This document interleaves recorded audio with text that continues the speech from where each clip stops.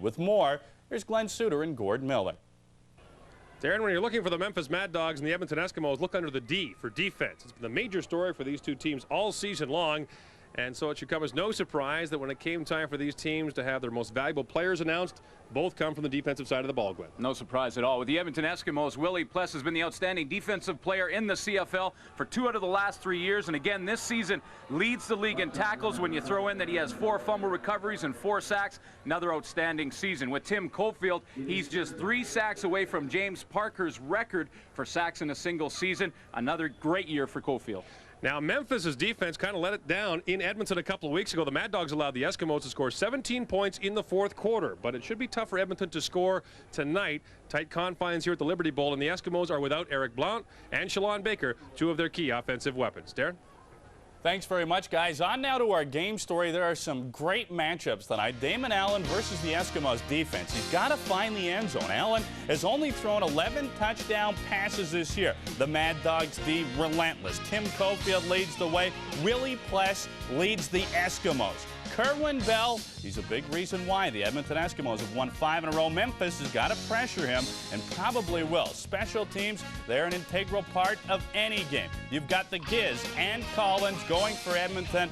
Time now for the opening kickoff. Let's go to Gordon Glenn at Liberty Bowl.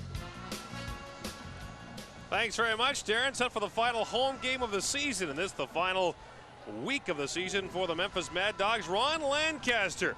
Now, the Edmonton Eskimos, his team has already clinched 2nd place. He's 5 games over 500 as a CFL head coach. And there's Pepper Rogers, the man who directs the Memphis Mad Dogs attack, trying to get them into the playoffs in their first Canadian Football League season.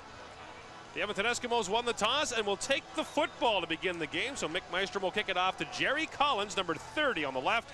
And the Gizmo, Henry Williams, who is still without a touchdown this season. This is a homecoming for Gizmo. He's from Memphis and played for the Showboats here with the USFL. Mick Meistrom's opening kickoff is taken by Jerry Collins back at the 15-yard line, and Collins thrown down at the 30. And so the Edmonton Eskimos will begin from about the 30. Anthony Jordan down to make the stop. The starter for the Edmonton Eskimos is Chris Vargas, who takes over instead of Kerwin Bell, who's had some soreness in his knee. Vargas, a 2nd-year man out of Nevada Reno. The starting lineup brought to you by Mr. Sub. Fresh thinking is what we are. Rod Conop, Edmonton's nominee for the Lineman of the Year, leads the offensive line, which has 45 years CFL experience. With Shalon Baker out and Eric Blount, Jerry Collins, and Chris George take their place. 1st and 10, mark it from the 29-yard line. The give goes to the fullback, Michael Souls, who pulls his way ahead for a couple of yards.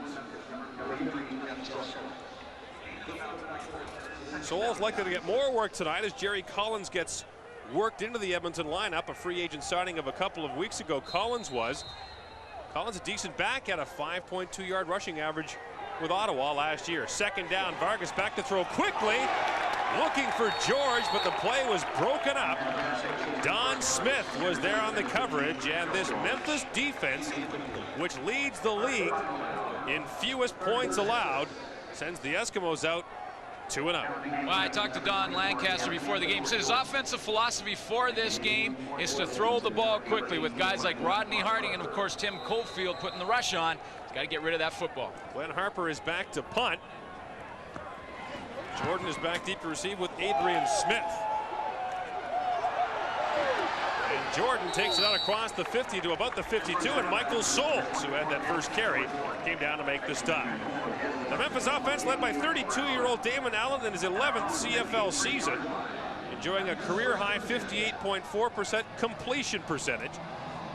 And the offensive line is a big one. A couple of 300-pounders in Todd Jones and Chuck Bradley are there. Joining Allen in the offense, Gary Morris, Anthony Jordan, Sean Collins, Joe Horn, their nominee for Rookie of the Year. Al Shipman is the starting tailback along with Gary Anderson. And the give goes to Al Shipman, and right away he breaks through the Edmonton defense across midfield and all the way down to the Edmonton 43-yard line. First play of the game for the Mad Dogs, and Memphis gets 14 yards. The Edmonton defense, which with Memphis is 1-2 in most categories, with few changes. Darian Hagan is out. Morris Lawler, number 25, takes his spot. And Robert Holland, number 17, plays that weak side linebacker in place of Singor Mobley. Again, the carry goes to Al Shipman. This time, Robert Holland and Larry Ruck come up to make the stop, a gain of 3. Gordon, you alluded to the size of the offensive line for this Memphis Mad Dog football team. Christopher Perez at 280 and Todd Jones at 300 over that left side are opening huge holes early in this football game. Mentioned that Edmonton's offensive line has 45 years of CFL experience. The offensive line for Memphis, 6. Yeah, 4 out of 5 rookies on that offensive line. On second down, Allen back quickly, sets up the receiver screen to Anthony Jordan. And the Eskimos do a pretty good job defending that. Willie Pless got up there along with Trent Brown. It's a pickup of 4, but it will leave Memphis short of a first down. Of course, Willie Pless, one of those guys that's been nominated in 2 categories: outstanding player, outstanding defensive player for this year, and well deserving.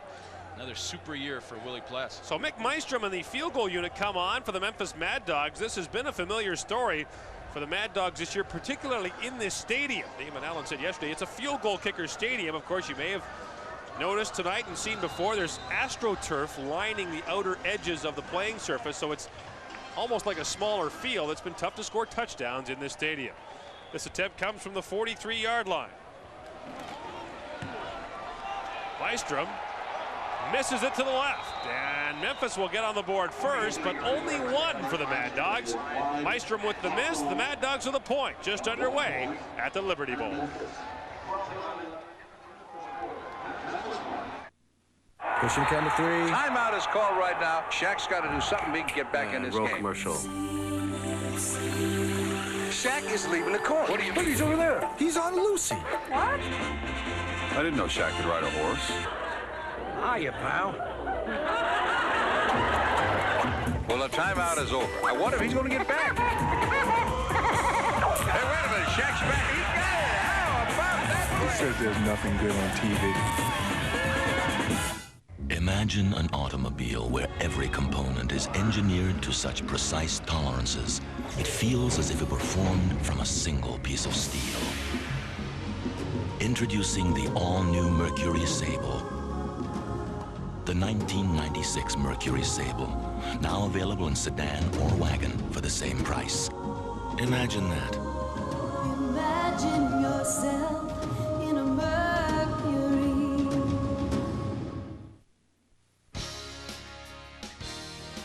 CFL Live on TSN. Brought to you by Pepsi. Nothing else is a Pepsi. And by Bell, Advantage long-distance services from the Alliance of Canada's only full-service telecommunications companies.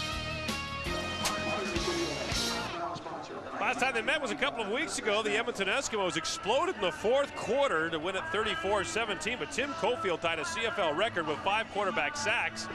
They all came in the first half. And let's take a look and see how that hold goes down. Perfect. See the laces spun away and a little bit of lean towards the holder Gardier, and that was the perfect spot. Kick just went wide. So the Eskimos will take over at the spot of the last scrimmage at the 36-yard line. Edmonton was 2-0 on its first offensive possession. Fake to Collins, Vargas up to throw and completes it to Jim Sandusky, who makes the catch up at the 50-yard line, hit by Greg Battle on the play. Sandusky has made a catch in every Edmonton Eskimo game this year, the only receiver to do so for Edmonton. And here's the Mad Dogs defense, led by some familiar names. Cofield and Harding, all Canadians last year, combined for 33 sacks, and the defensive backfield includes former Eskimos Damian Lyons and Ed Barry. First down on the game by Sandusky, and this time they try the other side, and the pass is complete to the former Memphis Mad Dog, Eddie Brown, who makes his first catch and a gain of 9. Eddie did not leave Memphis on the best of terms and was anxiously looking forward to his first game back here. Of course, part of the trade, they saw Lucius Floyd come to Memphis and Eddie Brown back to Edmonton. Brown told me before the game he never should have left Edmonton. That's He right. a tough couple of months here with the Mad Dogs and an offensive scheme that is fairly conservative. Well, Gord, earlier in the year, Memphis was running with 2 tight ends. And that's definitely not something where Eddie Brown's going to catch a lot of passes. In fact, when those tight ends were on the field, Eddie Brown wasn't. First down for the Eskimos at the Memphis 48-yard line. Here's Jerry Collins dancing his way inside. Greg Battle limited his progress to a couple. And Collins gets down to the Memphis 43-yard line. Jerry Collins, small guy, 5'7", 190, but in Ottawa, he had a lot of success with the Rough Riders. Yeah, he sure did. Played 6 games for Ottawa this season. Had just shy of 500 all-purpose yards. Good, strong runner, low to the ground, low center of gravity, and hard to tackle. Good example of what having a good game will do for you. He had 128 yards rushing against Edmonton, so perhaps that's why the Eskimos liked him so much. Give goes over the middle, back to the fullback, Michael Souls, and Souls takes some abuse down there. Don Odegaard, the safety, came up to help make the stop. The carry on second down appeared to be well short of an Edmonton first down. In fact, they'll mark it about a yard and a half short, and it looks like Ron Lancaster is going to bring the big fellas in. He sure is. He's gambling this early in the football game. Brought in this big team, the Elephants we used to call them, and of course, when you've got second place wrapped up, Glenn, you can gamble all you want. Sure you can. Rest your guys, take some gambles, try some things out, some different plays. Third and a couple for Edmonton. 3 in the backfield. The give goes to Willie Pless, and Pless, the 2-time Defensive Player of the Year, is tackled by another, Greg Battle, but there are flags down on the play. The referee tonight is Dave Ewell, who indicates offside against Memphis. Willie Pless is no stranger to the football this year. That's his 4th carry of the year. He also has 3 catches. Offside. Memphis number 53. 5 yards, first down. Jeff Sawyer, second-year man from Memphis, was called offside, so it'll give the Edmonton Eskimos a first down at the Mad Dogs 34. That's right. I didn't mention in the opening that Willie Pless is also an offensive threat. That's right.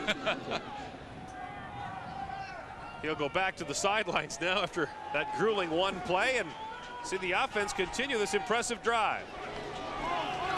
Quick drop for Vargas. Pass was tipped at the line, and Eddie Brown was drilled by Don Smith.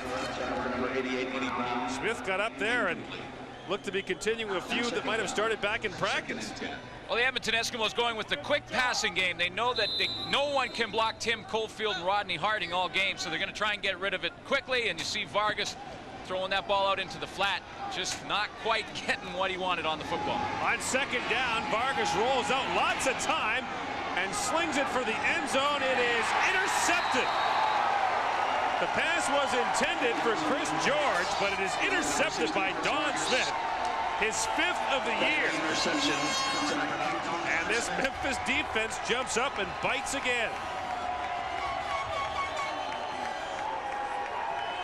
Well, initially it looked like George had Don Smith beat. He was in behind him by a couple yards, but Vargas put so much air on the football that it allowed Don Smith to recover, catch that ball at the high point. That's what they tell defensive backs. And see Vargas, as he was going to get hit by Greg Battle and Tim Cofield, put a little too much air on that football. Don Smith comes up with the pick. With the interception in the end zone, Memphis scrimmages 1st and 10 on its own 25-yard line. Allen, quick drop. Near side he goes to Jordan, who gets away from the first man, now wrapped up by Larry Ruck, who gets out to the 40-yard line. Left side. Former All-East All-Star, 1993 with Winnipeg, signed with the Bombers in 92, and has 12 knockdowns with this team this season. And for a defensive back, your coaches will always tell you knockdowns are just as good as interceptions. Get the hand on the ball and break up that pass. Gain of 14 on that last play for Anthony Jordan. And Memphis with a first down, just shy of the Mad Dog 40. Allen up to throw again, this time to the other side he goes. And Joe Horn gets away from the first man, still going.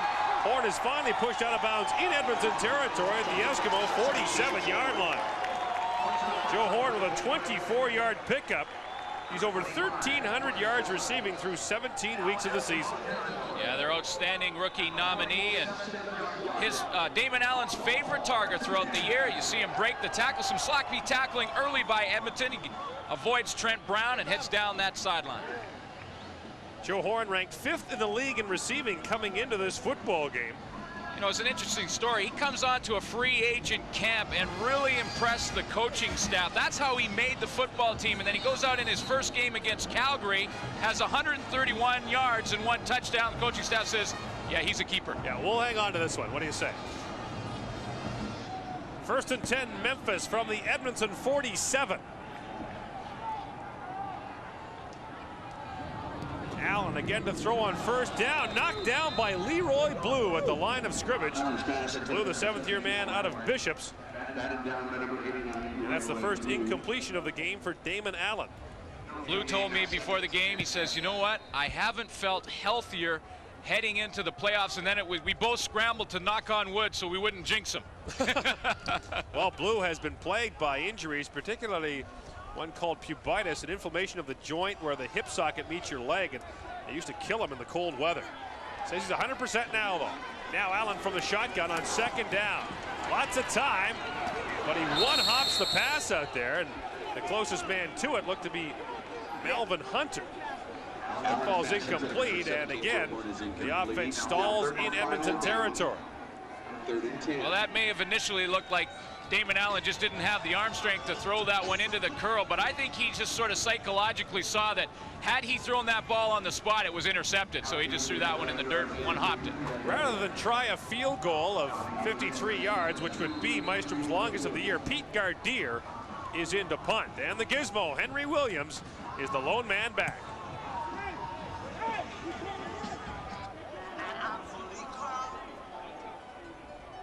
And Edmonton with 11 men up on Gardier, who was a quarterback in college and has been successful on fakes before. This time he'll kick it away.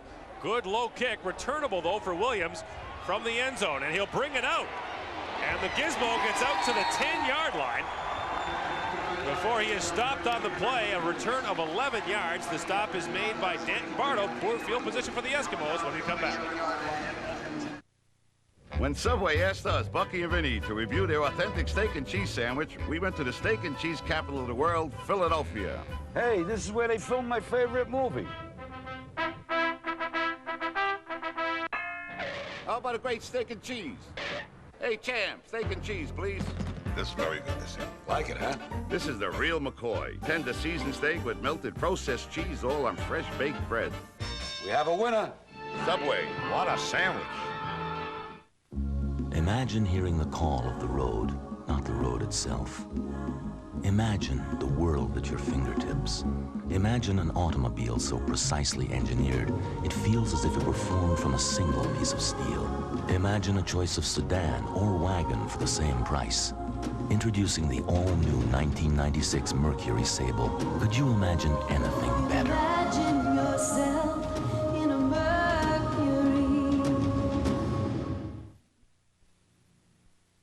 Well, 5 sacks isn't a bad year for some defensive players. How about 5 sacks in 1 half? That's what Tim Cofield did against the Edmonton Eskimos in October in the meeting there. Poor Kerwin Bell got to see more of Tim Cofield than Mrs. Cofield does most nights. Cofield simply blew around the Edmonton Eskimo offensive line. 5 in the first half, but the Eskimos must have seen something on the film at halftime, because in the second half he didn't have one. But Cofield tied a CFL record with 5 in 1 half.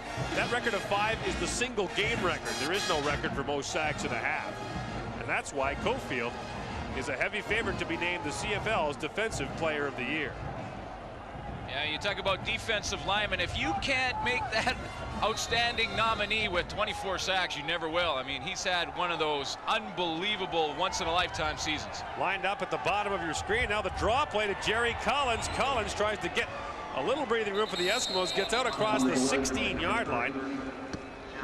And the stop is made by Darryl Ford, the former Toronto Argonaut, an All-Canadian twice, before trying his luck in the NFL. You see Tim Cofield, he not only has to concentrate on that pass rush, but on those draw plays, has to work upfield and then come back underneath the block, get involved in the tackle. Gain was 7. It is 2nd and 3 for the Eskimos.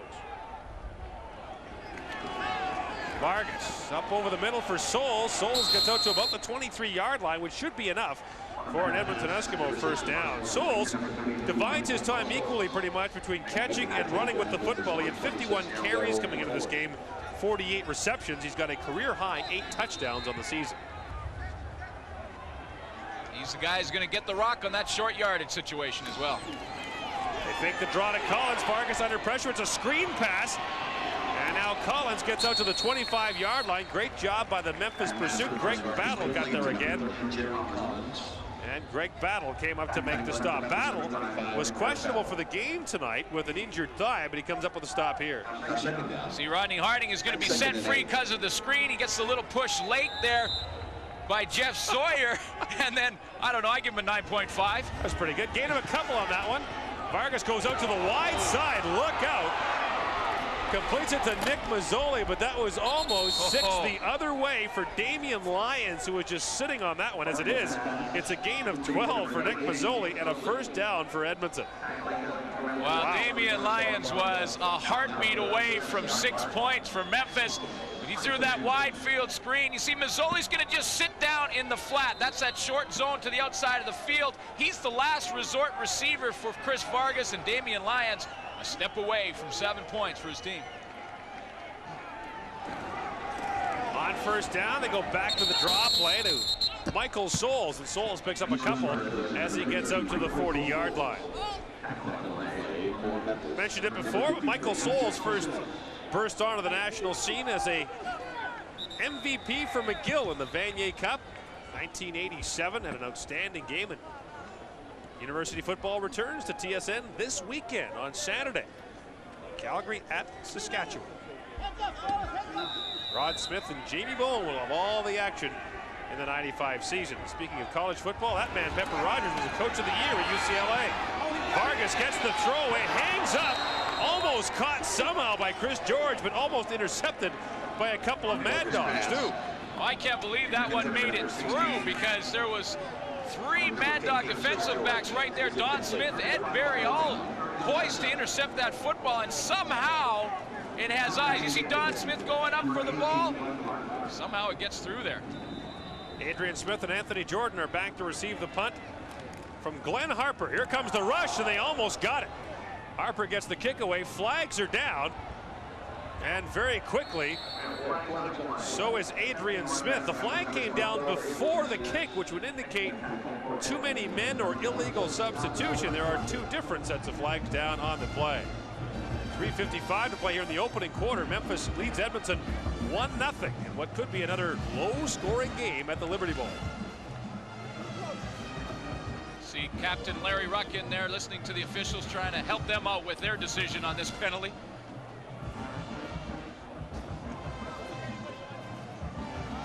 No yards against Edmonton, too many men against the Mad Dogs.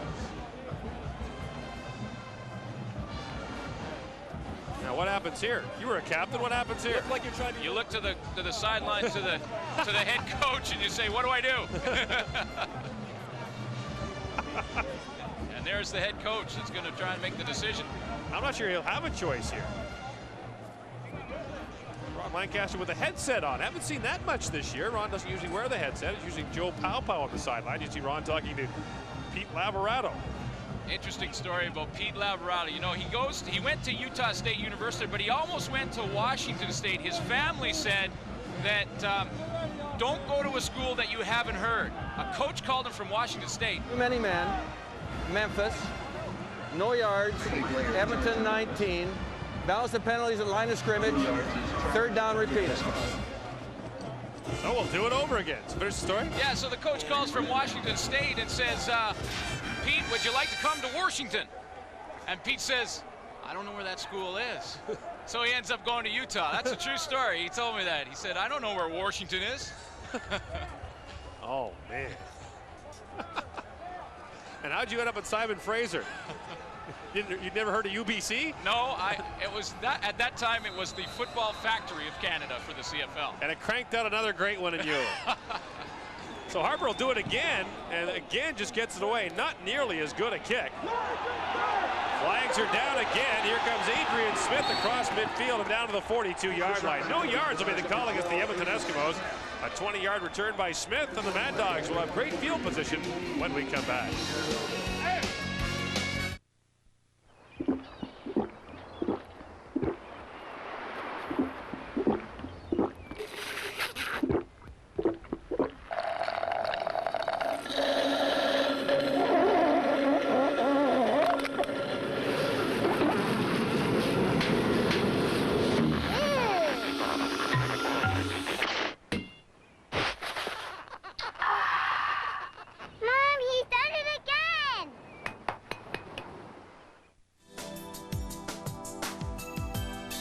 Tonight's event is brought to you in part by Trojan Condoms. When you're playing on the edge, there's only one thing to do. Go all the way. Enter Mr. Sub's Extreme Stakes to win the most radical ride of your life. A trip for two to the 96 Extreme Games, or one of 50 weekly prizes. Burton snowboards, Ray-Ban shades, and sportswear from Plain and Simple. Your ticket to ride is your Mr. Sub sandwich bag. So get interactive. Call in to enter and watch TSN Extreme every week to instant win one of 6 great sports packages per show. Enter the Mr. Sub Extreme Stakes. It's a whole new way to play on the edge. CFL Live, brought to you in part by 3M Canada, imagining the unthinkable and developing the unknown. That's 3M Innovation at Work. 1-0 is the score here in the first quarter. In low-scoring games, nothing new for the fans here in Memphis. Look at the difference home and away. The Mad Dogs scoring an average of 15.7 points at home, a touchdown better away, and they're allowing nearly a touchdown fewer. The 3 lowest scoring games played in the Canadian Football League this year have all been played in Memphis, and most players say this is the reason.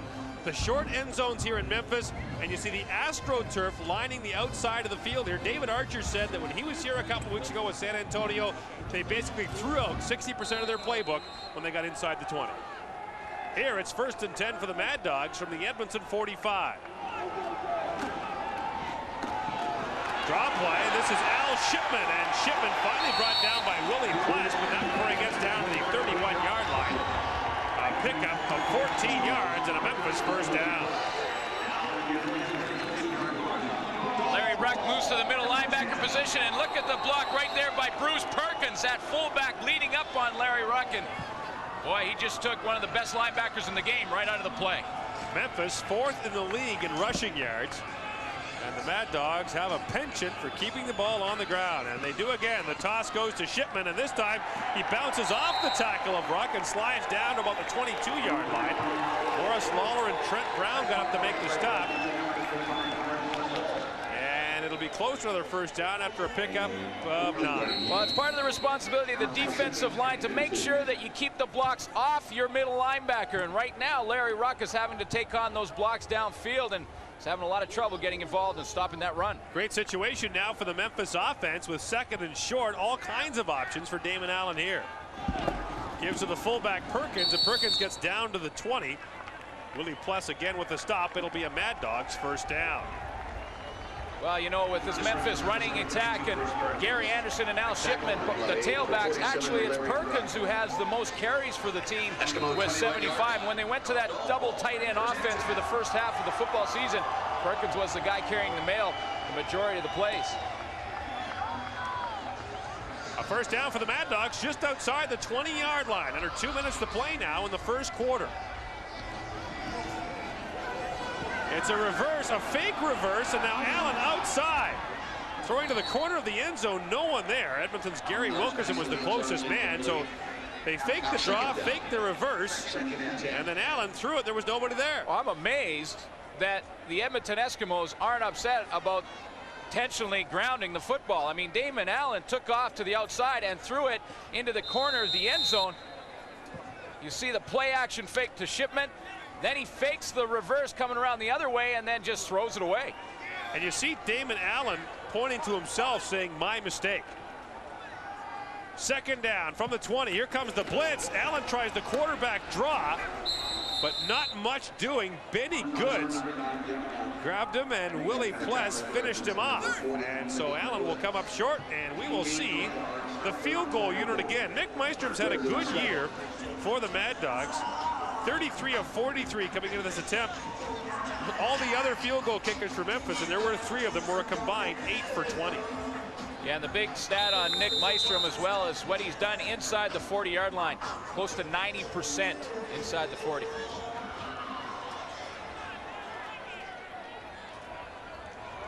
From the 24. Meistrom, who missed his first, puts it up and good. 4-0. The Mad Dogs lead the Eskimos with 1:02 to play in the opening quarter. Nick Meistrom comes up with a field goal. 4-0, and Memphis fans are still wondering when they're going to see all this high scoring. Well, you know, that they talk about that here in Memphis, but this field is definitely a problem. We talked about the end zone only being 5 yards deep. You know, as a defensive back, when you get down in that red zone and you know you have 5-yard deep end zones, you can really tighten up your coverage, play hard inside. There's a look at it right there, and you see the left side. It's 5 yards from that goal line to the back of the end zone, so you can play hard inside and tighter. And all season long, we've been keeping track of this, and the U.S. leads Canada 31-19, and the Americans have won 9 of the last 10. The only win by a Canadian-based team was the Eskimos over Memphis.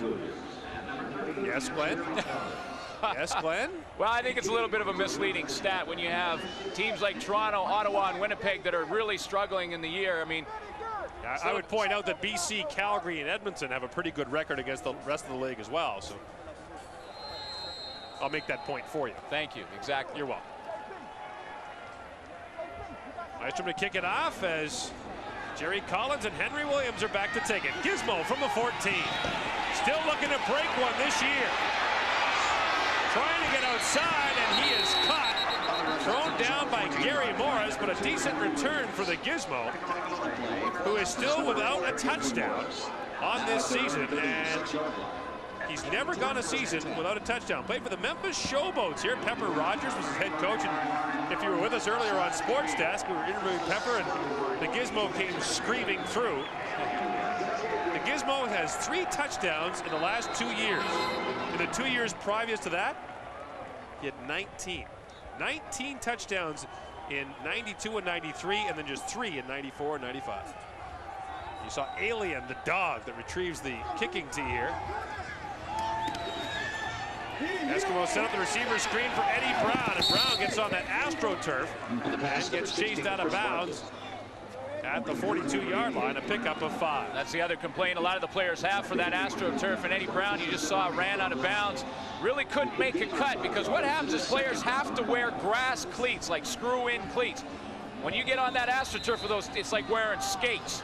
You just slide right out. The only alternative you have is to go straight out of bounds. You can't make a cut. Second down, Vargas over the middle and almost intercepted by Greg Battle. Battle, who has 6 interceptions on the season, almost had one there and might have scored had he been able to squeeze it.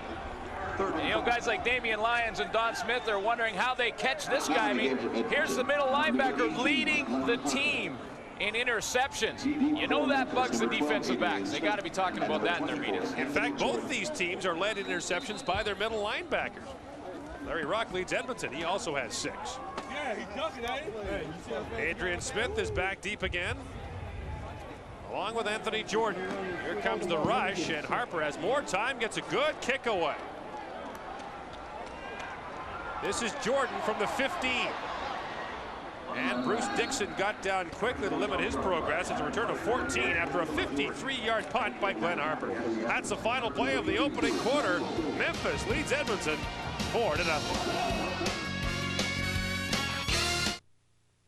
When anything needs lubricating, you can use new non-flammable liquid wrench with Teflon, or you can use WD-40 and dress accordingly. New liquid wrench with Teflon, the only non-flammable aerosol lubricant. Hey, nice threads.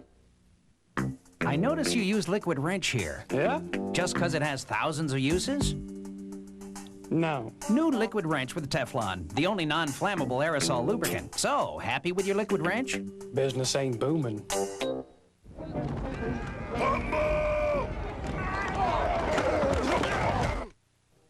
Hey, this feels nice. Who's pulling on my shirt? It's me, Johnson, fool. Is this Russell Athletic? Sure, feel like cover stitching. Must be that new blend fabric. Yeah, it's tough, strong. And no little fuzzballs. By the way, anybody got the ball? I think I got it. That's not the ball. Oh, sorry. Looking for really tough athletic wear? Get Russell Athletic. Get tough.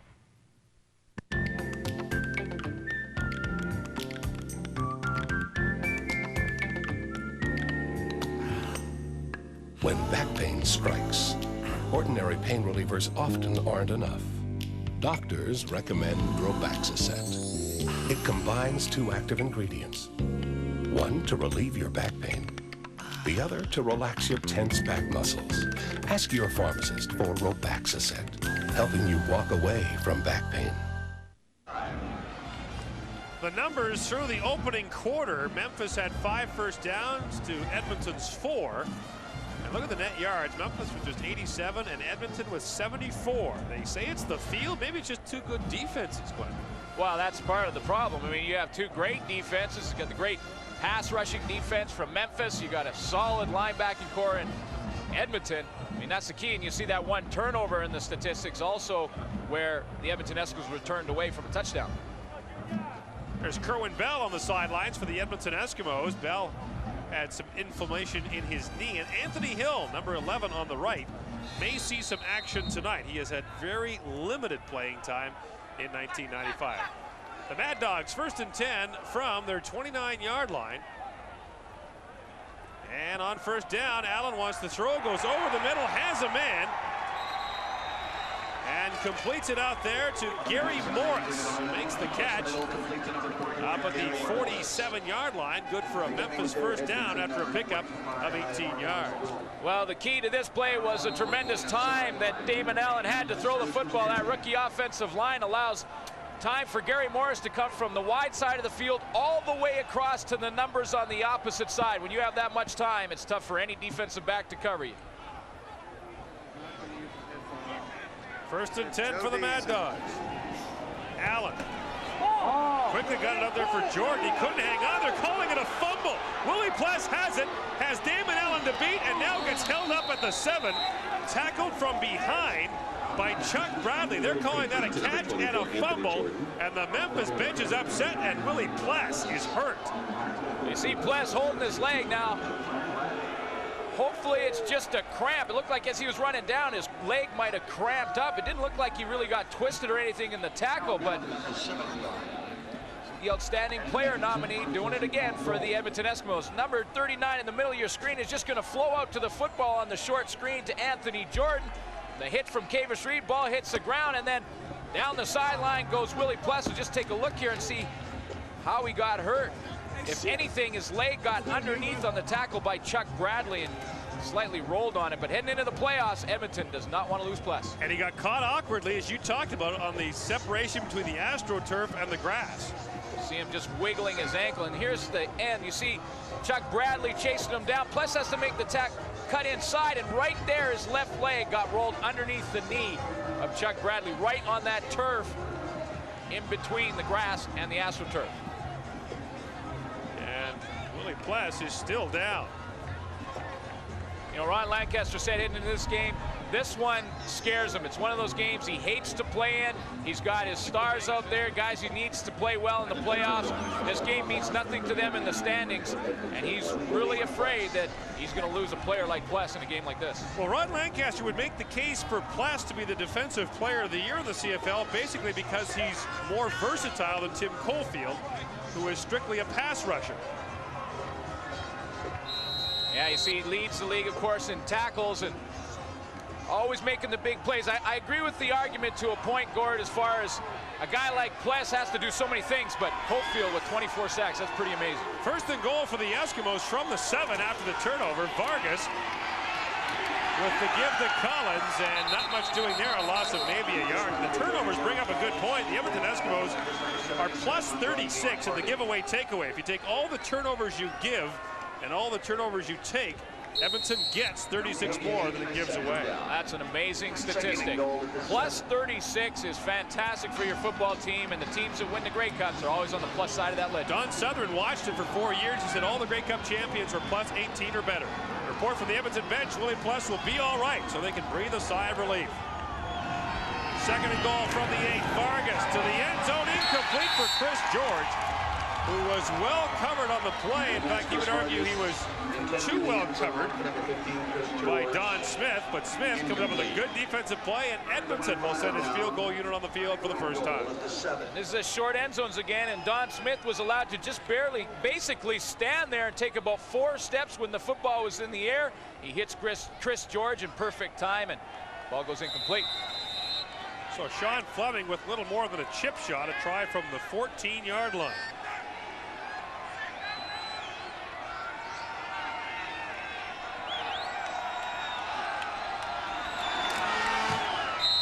Fleming puts it through, and the Edmonton Eskimos are on the board with 12:49 to play in the opening half. The Eskimos trail the Mad Dogs 4-3.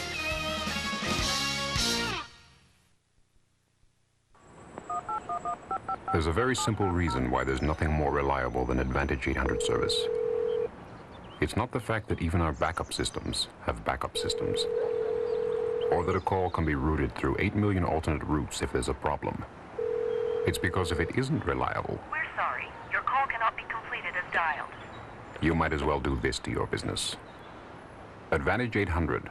Everything in business should be this reliable.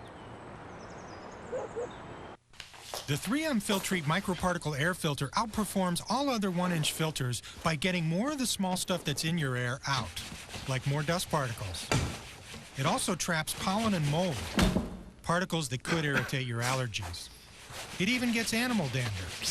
Try the Filtrete microparticle air filter. It gets more of the small aggravating things in your air out, even smoke. Look for the 3M Filtrete clean air filter wherever you buy furnace or air conditioner filters. Game 5 of the World Series at Jacobs Field. The Tribe have to win. Man on for Albert Bell. He'll take Greg Maddux deep to the right side. That is his second home run of the series. That makes it 2-0. Now the next batter up is the Wiley vet, Eddie Murray. First pitch, Maddux with a little chin music. He'll go inside. The bench is clear. Cooler heads prevail. But the Tribe lead it by a count of 2-0 now after an inning of play. Let's get you back to Gordon Glenn. Big plays by Albert Bell and Eddie Murray. Good luck getting a quote from either of them about it. Two of the more difficult men in baseball to speak to it. I know that from personal experience. 1st and 10 for the Mad Dogs from their 35 after the Edmonton field goal. Give goes to Al Shipman. Shipman picks his way over the middle for a pickup of 3 yards. That'll bring up 2nd and 7 for the Mad Dogs. Damon Allen in a very conservative offense is 5 for 8, 63 yards so far, but Memphis has to run what you'd consider the most conservative offensive scheme in the CFL. Well, when they went to that double tight, I asked him yesterday, I said, what did you think about the double tight end offense for CFL football? And he said, it really handcuffed me. I mean, it takes away your options. All you can do is run, but now they can throw in some of that 5 receivers, and they spread it out a little more, so he's a lot happier with what he's seeing now. High snap in the shotgun on 2nd and 7. Allen guns it there for a horn, and he was getting belted by a couple of Eskimos. Willie Pless was there, as was Gary Wilkerson, and Damon Allen got bumped at the end of it. There's a flag down on the play. There's a flag on the play. And it's holding against Memphis. So that will naturally be declined. Holding. Memphis 64. Penalties declined. 3rd down.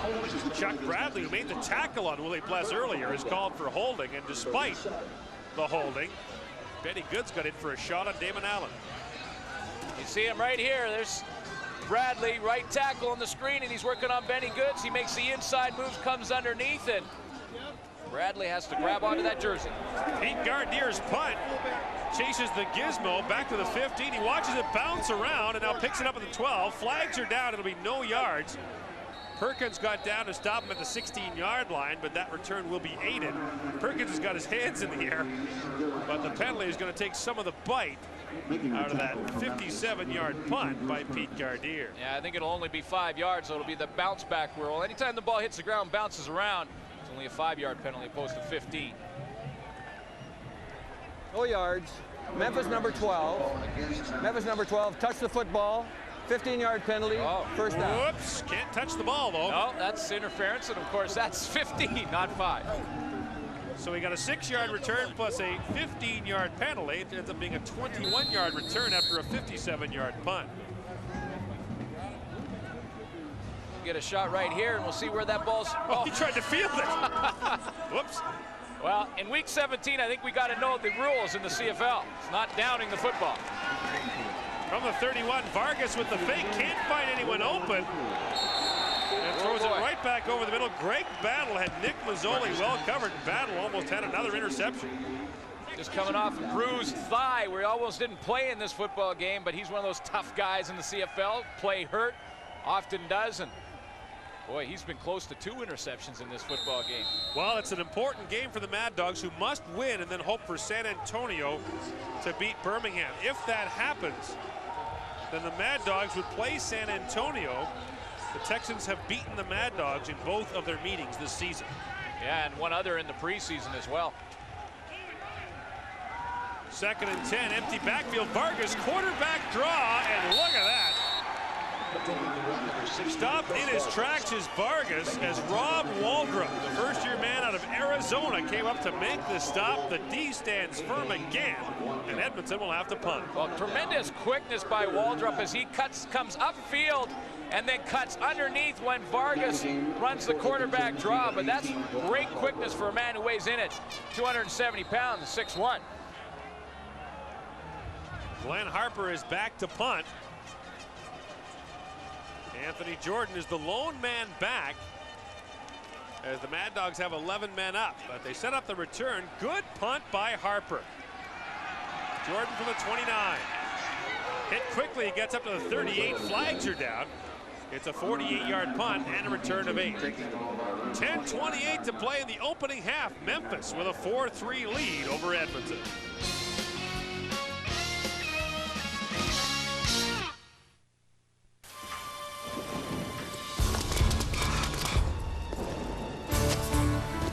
It's getting light. 2 scoops. Sound the alarm. Wait, it's Kellogg's Raisin Bran. What? You know, 2 scoops of plump, juicy raisins and whole grain flakes with bran. Come on! 2 scoops of raisins in Kellogg's Raisin Bran. 2 scoops. Yeah. It's the most energy efficient home on the block. 900 dealer buying power means saving energy and saving money. For easier car starting this winter, get the Noma Block Heater Timer. We buy big, you save big. Only $19.97 after $5 mail-in rebate. Now that's buying power. Plus lots of friendly advice. 100% Canadian owned. Insulating you from low temperatures and high prices. Great price, friendly advice at Home Hardware.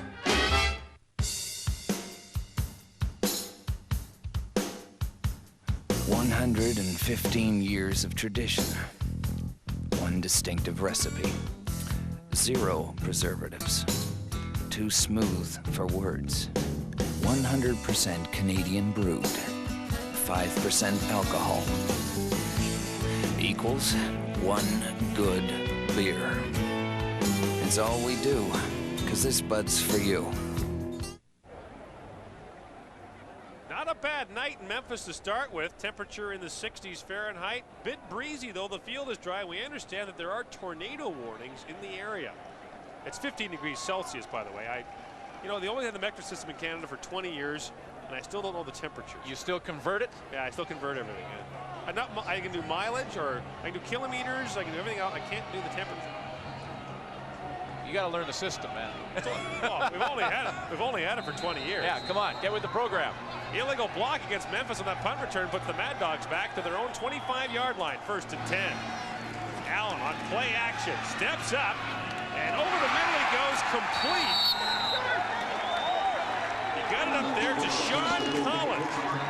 And Collins out of Northern Arizona with a gain of 16 yards and a 1st down. This offensive line for Memphis is doing a tremendous job. All rookies. The only guy with experience is center Vance Hammond, and Damon Allen can have a team meeting in the time he has back there. Receivers are being able to cross all the way across the field.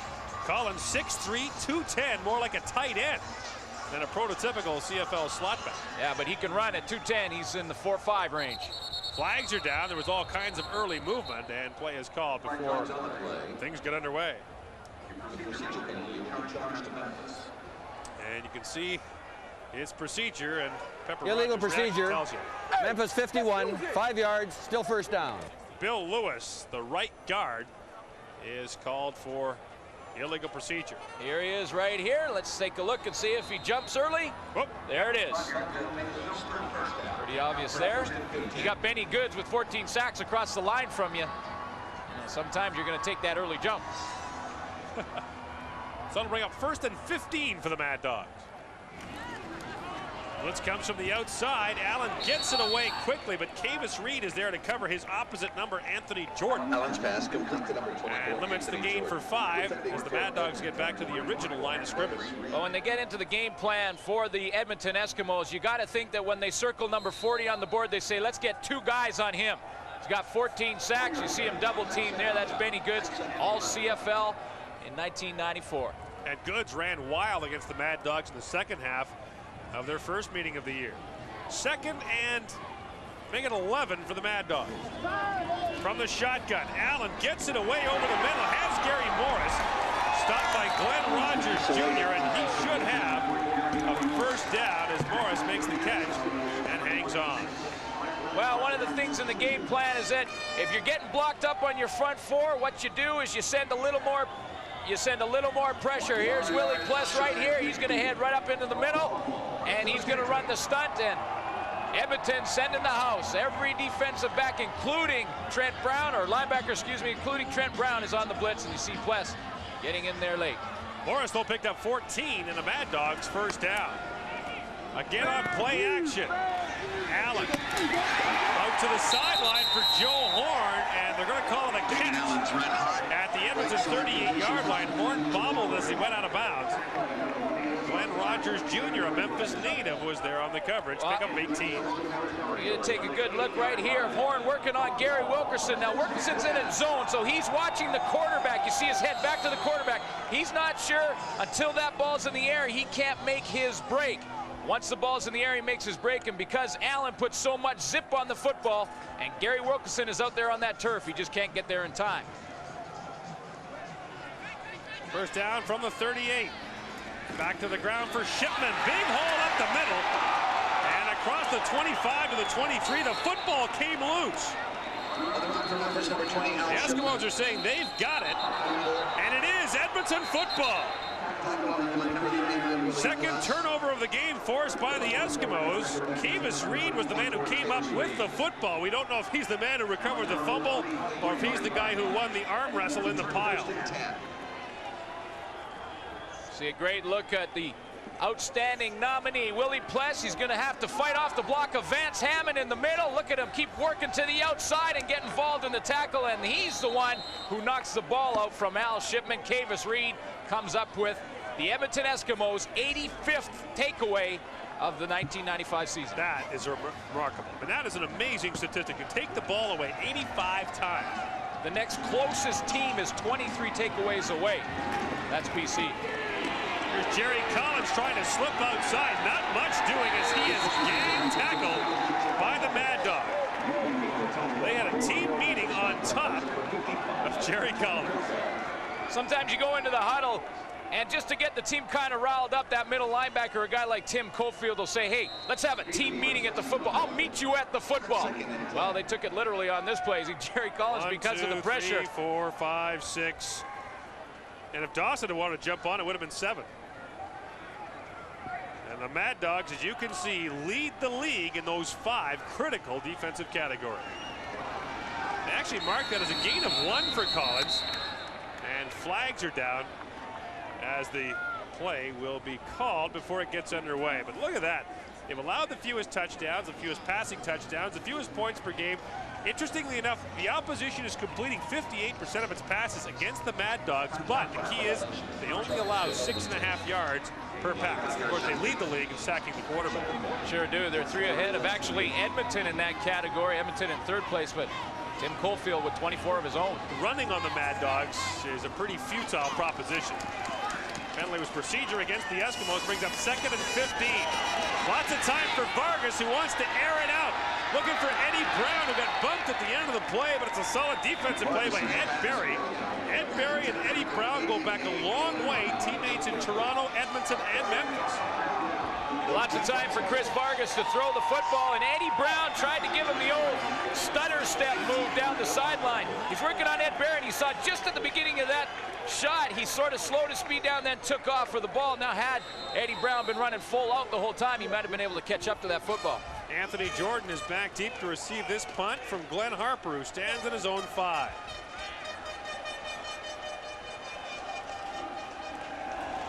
The rush is on. Harper just gets it away.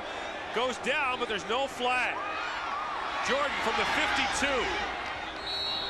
And gets it down to the Edmonton 48-yard line. Glenn Harper appears to be hurt of a play after a 33-yard punt. And no return. Back with more from Memphis in a moment.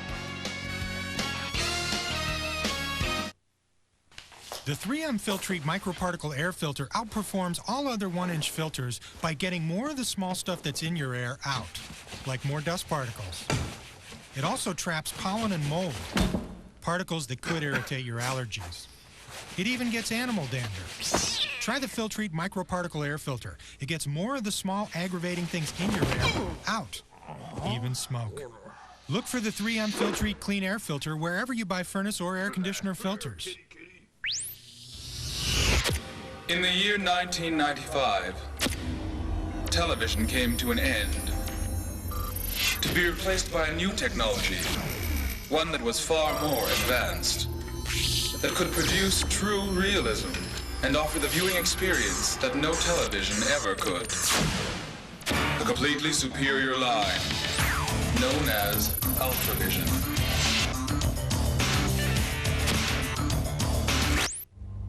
If the choice was yours, you'd wear something casual to work. But in reality, you have to wear steel-toed work boots. So you wear comfortable, lightweight Dakota Aggressor work boots with the safety you need and the all-day comfort you want.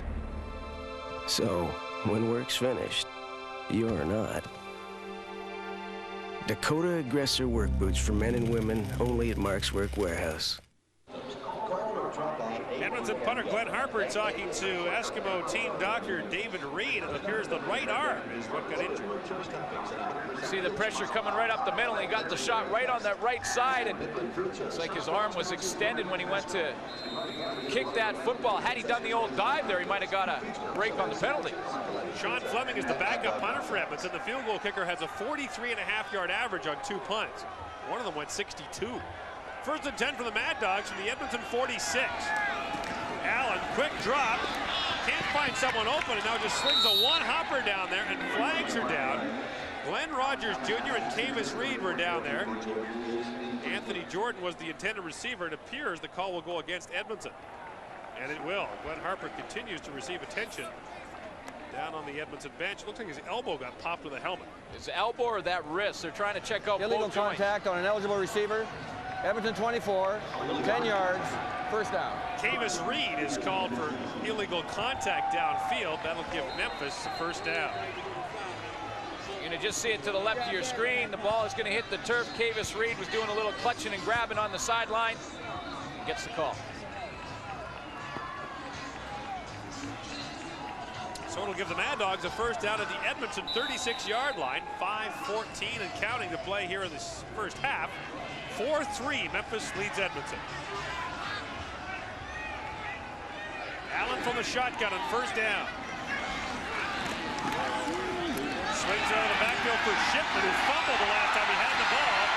And Shipman still going inside the 20. Glenn Rogers Jr. and Cavis Reed finally brought him down at the 18-yard line. It's a pickup of 18 yards and a Memphis first down.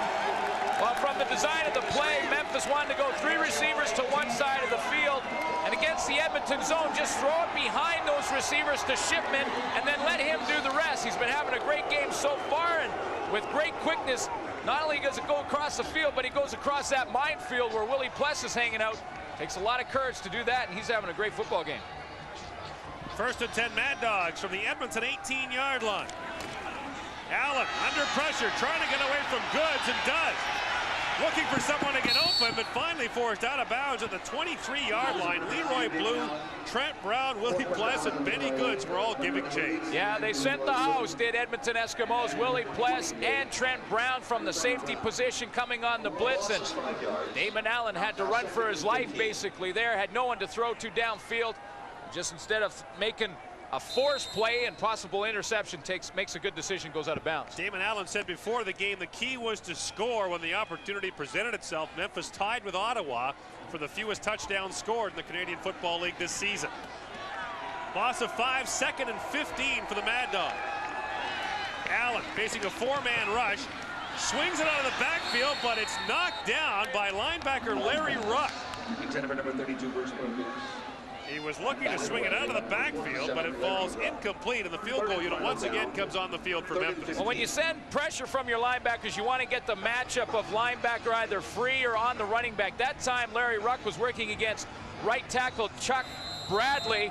Couldn't get any pressure, so puts his hands up and bats it away. The Edmonton Eskimos' outstanding Canadian nominee. Nick Maestrom with a try from just outside the 30-yard line. 9 for 10 from this range. Pete Garnier to hold. Maestrom puts it up and puts it through. The Mad Dogs have 7 thanks to 2 field goals and a single from Nick Maestrom. 3:25 to play here in the first half. Big NHL trade tonight with the latest. Here's Darren Detition. Hey, thanks very much, Gord. Indeed, it is that. It's not what you'd call a 6-for-6 swap, 5-for-5, or 4-for-4. It's even up. A couple of all-stars switching teams. Colorado gives up on Owen Nolan as they deal him to the San Jose Sharks. In return, the Avalanche acquire Sandis Ozilnich with 1 goal, 3 assists, 4 points so far this year. As for Nolan, he's got 4 goals, 4 assists, 8 points. It is indeed a very big swap. Once again, Colorado and San Jose pulling the trigger on a huge trade. Let's get you back to the ballgame. All right, Glenn, Sandis Ozilnich for Owen Nolan. Who do you think got the better of the deal? I like Nolan. Why? I had him in my hockey pool 2 years ago. It did all right for me. Did you know who Sandis Ozilnich was? Come on, be honest. Yeah, I heard of him. What position does he play? He plays right wing. No, he's a defenseman. I knew that. We got to get you into hockey this year, my friend. I'm going to get one of those. We're going to get you into hockey. I'm going to get one of those stats books. And on the Edmonton sideline, Sean Fleming is practicing his punting as Glenn Harper was injured on his last kick. So Fleming may be called upon to do both duties for the Eskimos. Jerry Collins and the Gizmo, Henry Williams, are back deep to receive the kickoff from Nick Maestrom after the field goal. Bounces down around the 30. Picked up by Collins at the 25, and he slipped at the 33-yard line, and that's where the Edmonton Eskimos will begin with 3:23 to play in the first half. So ironically, you know, Ron Lancaster thought about leaving Glenn Harper at home, and now when you see Sean Fleming warming up, looks like Glenn Harper got hurt. He was gonna, the only reason he didn't leave him at home is because he wanted him to hold for Fleming on field goals.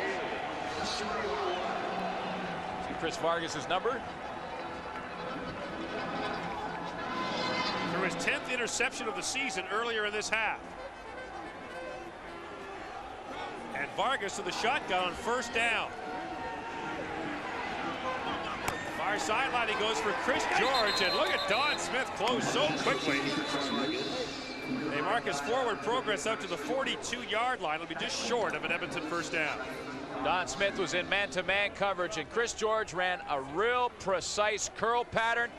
Perfect play, and Don Smith just had to make the tackle. 3-minute warning in Memphis with the Mad Dogs leading the Eskimos 7-3.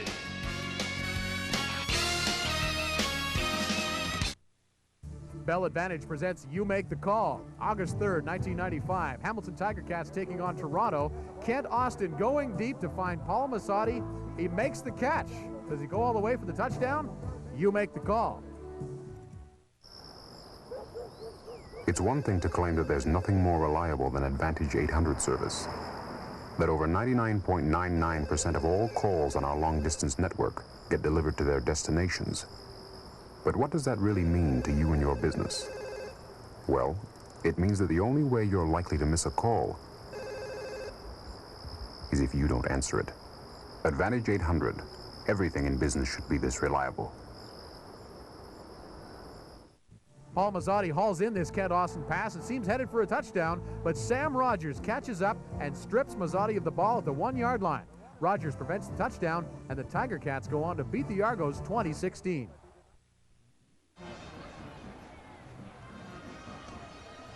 Coming up at McDonald's halftime, we will hear from Steve Earhart. There you see him, of the Memphis Mad Dogs. Will try and clear up the playoff picture in the Canadian Football League, and Gordon Glenn will give us their first half thoughts. Let's get you back to the football game, guys. Second and short for the Edmonton Eskimos, and Glenn Harper smiling down on the Edmonton sideline, so apparently he's okay. And we will chat with Steve at halftime about the goings-on in Memphis this year and what they hope to see in the future south of the border. And you see the big ice pack. So I think Glenn Harper's immediate future is watching this football game. I doubt we'll see him for the rest of the evening. Yeah, but with a kicker, a sore elbow really isn't a problem. Oh, yeah, okay. Well, you've been retired, what, 2 months now, huh? And all of a sudden it's easy to play the game. Michael Sauls with the carry straight ahead. Should be close to an Edmonton first down, although it will be a close call. They'll need a measure. Ron Lancaster didn't want to bring Glenn Harper. We talked about that earlier. This is what he was worried about, is having some of his guys get hurt heading into the playoffs. Edmonton comes into this game with 12 wins on the season. Talk about consistent excellence. It's the 11th straight year the Edmonton Eskimos have won 10 or more games in a season. And of course, they have not missed the playoffs since the first term of the Nixon administration. It was a first down for Michael Sauls, or the second term of the Trudeau administration, if you prefer. First and 10 for the Eskimos from the 43. We will not discuss politics tonight, guarantee it. Jerry Collins with the carry, and he is buried. 3 Mad Dogs got there, including Jeff Sawyer and Rob Waldrop. And not much doing. It is tough to run against this Mad Dog defense.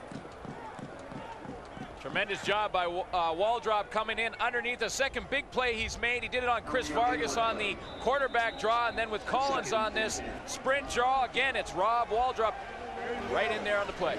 On second down, Vargas got hammered, got the pass away somehow.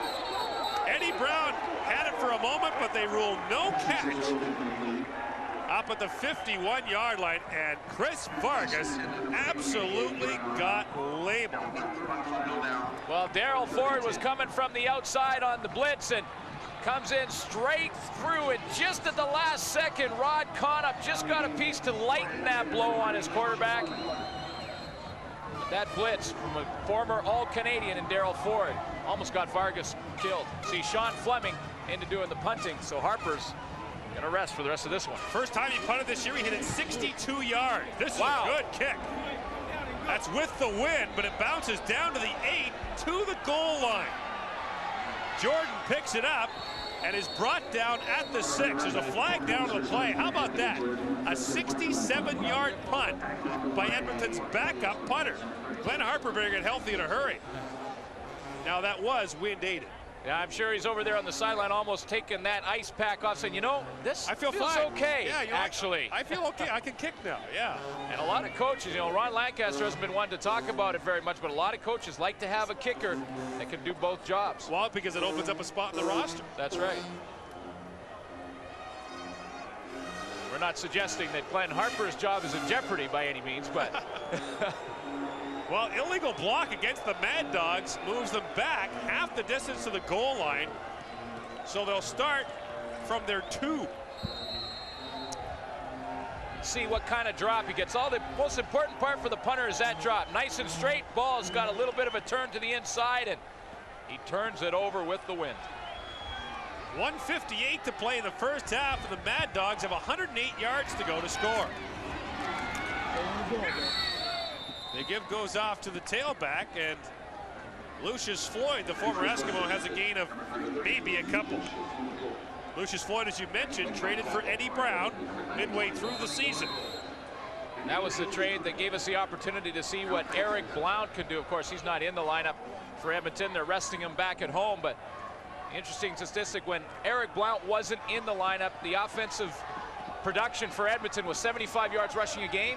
With him in, it's 128. I'd say he makes a difference.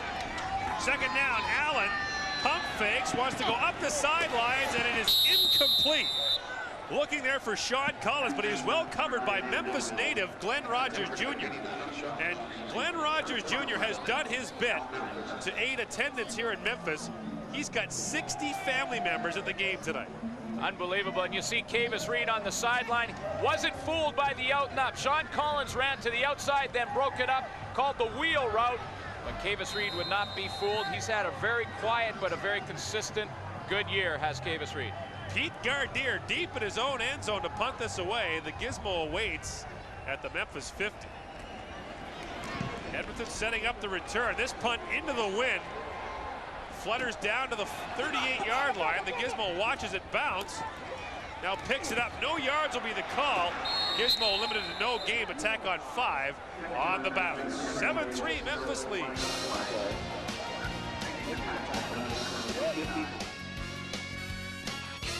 CFL Live, brought to you in part by 3M Canada, imagining the unthinkable and developing the unknown. That's 3M Innovation at work.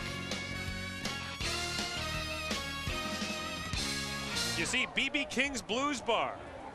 As Dave Ewell makes the call, no yards against the Mad Dogs. We were fortunate enough to see BB King play his own bar last night. That goes out as one of the all-timers. Oh, that was amazing. And we were in the presence of greatness there. True greatness last night. BB King's birthday bash is tomorrow night here in Memphis, but when you get a chance to see someone like him in his own place, that was special. Here it's 1st and 10 for the Eskimos from the Memphis 29-yard line. Vargas, pump fake, and the corner route for Jim Sandusky. Nothing doing on the play as it was very well covered by Jamie Redmond. It'll bring up 2nd down. Redmond comes over from San Antonio, was on their practice roster, but he was sitting back in the zone, and Vargas had to really thread the needle because Jamie Redmond had the perfect coverage. He wasn't fooled by the short pattern, stayed back deep on Sandusky, and nothing doing. 2nd and 10 now for the Eskimos. Just over a minute to play here in the first half. Vargas from the shotgun.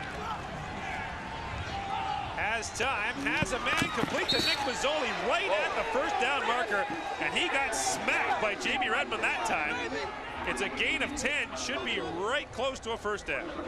Here's a guy, Jamie Redmond put the hit on him, but Nick Mazzoli having his best ever season. He's his best season by 23 receptions, 250 yards. He catches the out. Redmond puts the hammer on him.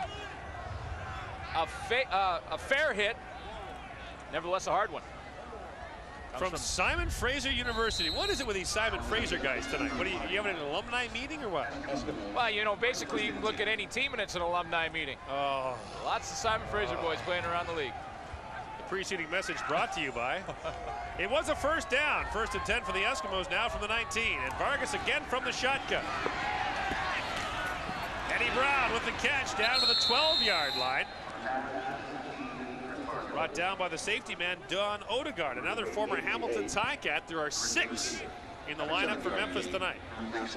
Well, so far right now, coming down the last couple of plays, Memphis has been in zone, and we've seen a couple of out patterns, but right there you see Jim Sandusky slipped in behind the coverage, in behind the zone defense, and had Vargas saw him, that was 6 points. Gain was 7 at 2nd and 3.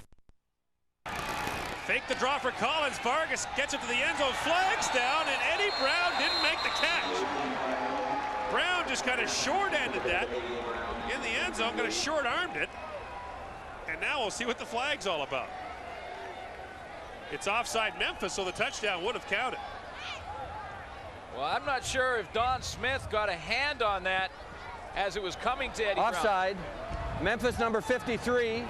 5 yards, 1st down. Jeff Sawyer's offside, costly for the Mad Dogs. It gives Edmonton a 1st down, and Pepper sees another call go against his team. Memphis is the least penalized team in the Canadian Football League this year. But that one was costly. 1st and goal now from the 8. Vargas, quick drop, end zone, touchdown. Chris George with his 1st touchdown catch in the Canadian Football League. And 29 minutes and 31 seconds into the game, we have our 1st touchdown as the Eskimos take the lead. And Chris George was working on Adrian Smith in man-to-man down in the end zone, and Adrian Smith should know with this type of end zone he should play inside position. He didn't. He played on the outside shoulder of Chris George, and that's the only place where George has any room to run in there. Into that end zone and comes up with the touchdown. From Glenville State College in West Virginia. The point after is good, and the Edmonton Eskimos, with 29 seconds left in the first half, have a 10-7 lead on the Memphis Mad Dogs. Chris George is another player who's got lots of family here tonight. Lots of the players visiting from Edmonton have folks coming in from all over the place. You see right at the top of your screen, Adrian Smith is playing on the outside and then can't get around to go to the football. He cuts underneath, which is the cardinal sin for a defensive back. Unless you can get your hand on that ball and you know for sure, you got to play the upfield shoulder. That means the shoulder furthest downfield. Adrian Smith didn't do it. George comes up with the catch. Now George is motioning to a member of his family to come down and get the ball. Well, it's his first touchdown. He wants to put it right in the trophy case. He's going to ask one of the family members to hang on to it. What'd you do with your first touchdown ball? Still have it. Still have it. And your first touchdown was? It was against an interception against Roy DeWalt and the BC Lions in 1987. Yeah, that's nice. I bet you that's his dad. Now, of course, you're going to have to keep it very... I think the ball's safer on the sidelines. I never know why people put the ball up in the stands. I'd be way more worried about someone stealing it up there than down on the sidelines where your own people can watch it. Well, it's nice to see, though, that Dad had the perfect technique for carrying that football. Funny story, though, a couple of years ago in BC, a player caught his first CFL touchdown pass, got so excited he threw the ball into the crowd, then he realized what he'd done. He wanted the ball back. No shot.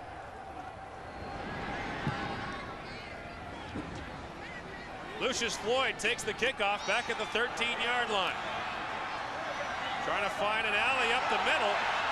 Camus Reed stops him at the 35-yard line. The first touchdown drive of the game is engineered by the Edmonton Eskimos, who go 5 plays in 29 yards. They got some help from penalties, too. And it wraps up with Chris George on the 8-yard touchdown reception. 21 seconds to play now in the first half.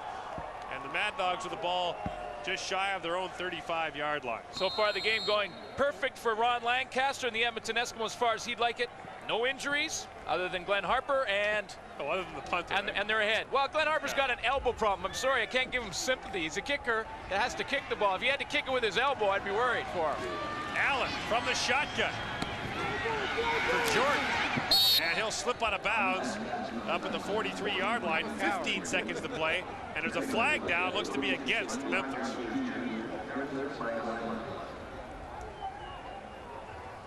You see Damon Allen in the shotgun, and Tony Woods is coming around on the stunt. He has a chance to maybe lower the boom on him, but his old teammate, he slows up on him and doesn't put the hit. Oh, is that why he did it? No, that's not why he did it. He did it so he wouldn't get the penalty. Holding is the call against Memphis, and it puts the Mad Dogs back to the 25 with 15 seconds to go now in the half. A couple sacks on the year for Tony Woods.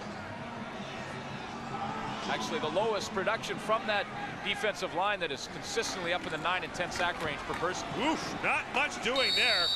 Shipman got bumped as soon as he got the football and actually was limited to no gain. And jumping up there was Melvin, the big game hunter, they call him, because it seems like whenever it's the playoffs, he plays great. Yeah, it says 8 sacks on the season and comes up and puts a nice hit. Benny Goods is helping up, and see Melvin Harper cleaning up from behind. Melvin Hunter, pardon me. Make it 2nd and 19. This will be the final play of the first half, and Damon Allen simply drops to a knee. The Memphis Mad Dogs held the lead for most of the first half, but the Edmonton Eskimos grabbed it in the final minute. Mad Dogs must win to make the playoffs. We've reached the half. Stand by now for our McDonald's halftime show. McDonald's Halftime, presented by your local McDonald's restaurant. Here's Darren Detition.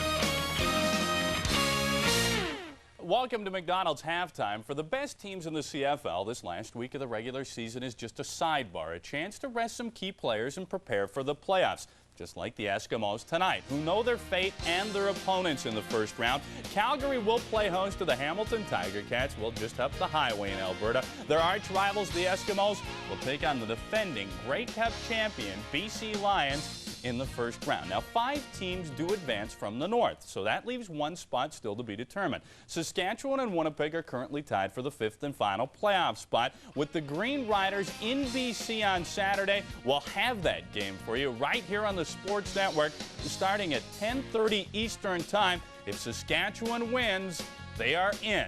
It is as simple as that. Now, if Saskatchewan does not win, that opens the door for the Bombers on Sunday as they play host to Ottawa. The Eastern Rough Riders, who shocked the Ticats this past weekend, will once again be looking to play the role of the spoiler. But at home, with a possible playoff spot in the line, Winnipeg is going to be extremely tough, and you know some of the Bombers will be keeping their eye on what's happening on TSN's matchup on Saturday night.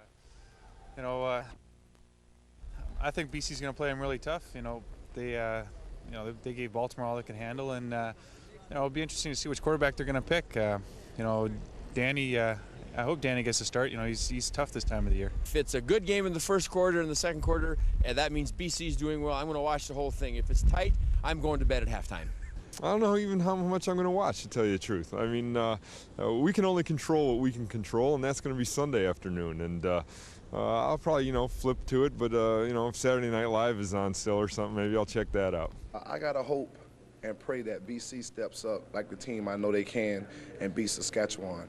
And then I motivate myself off of that game by pumping up, just hoping that they lose, you know, and then I'll go into our games Sunday knowing that we only have to win, and then we're in.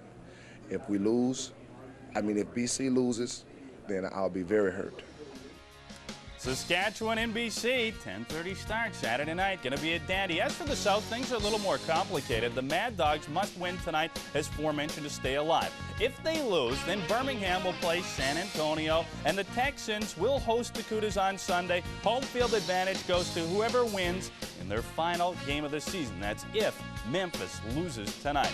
Okay, we're going to have to take ourselves a short break. But coming up next, more news from around the CFL, some of it not that pleasant. We leave you with the CFL's outstanding nominees for the year-end award. Stay tuned. We're back with more in just a few moments.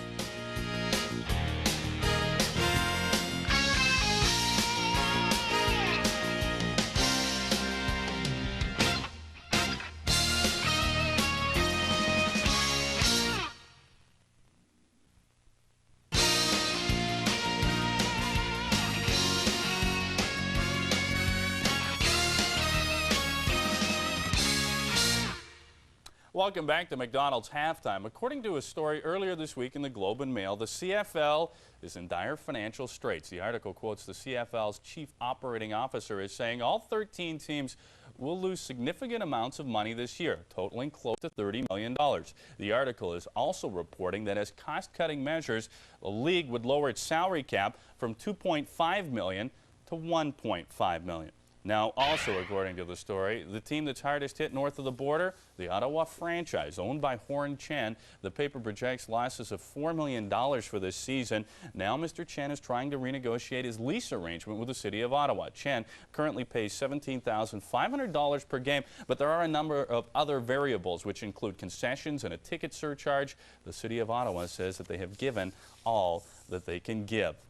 From one team that might be moving to another team that seems intent upon it. The Shreveport Pirates, owned by the Gleibermans, who left Ottawa 2 years ago, are now ready to leave Louisiana. Owner Lonnie Gleiberman says that if they can sell enough tickets in Norfolk, Virginia, the team will in fact be moved. Unfortunately for the CFL, the lack of stability affects everyone involved with the league. Now, somewhat of a ringleader for the U.S.-based teams is Steve Earhart, who is standing by live with our own Gord Miller in Memphis. Thanks very much, Darren. It has been a good news, bad news year for the Memphis Mad Dogs. The good news is they're competing for a playoff spot. Steve, I know you're pleased about that, but off the field, it's been a struggle. Well, we're very, very proud of what the organization has achieved, playing for the playoffs, our last home game of the year here. A great deal of pride and everything. Certainly we need to educate the public down here, get more television.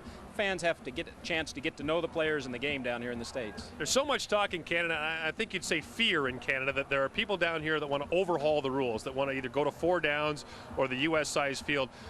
Are there owners down here? Does anyone in Memphis want to see 4 downs or anything like that? Well, I think it's a long-term educational project with the fans. The folks that come out here to watch the game, they're used to seeing the high school and the college, a little league ball.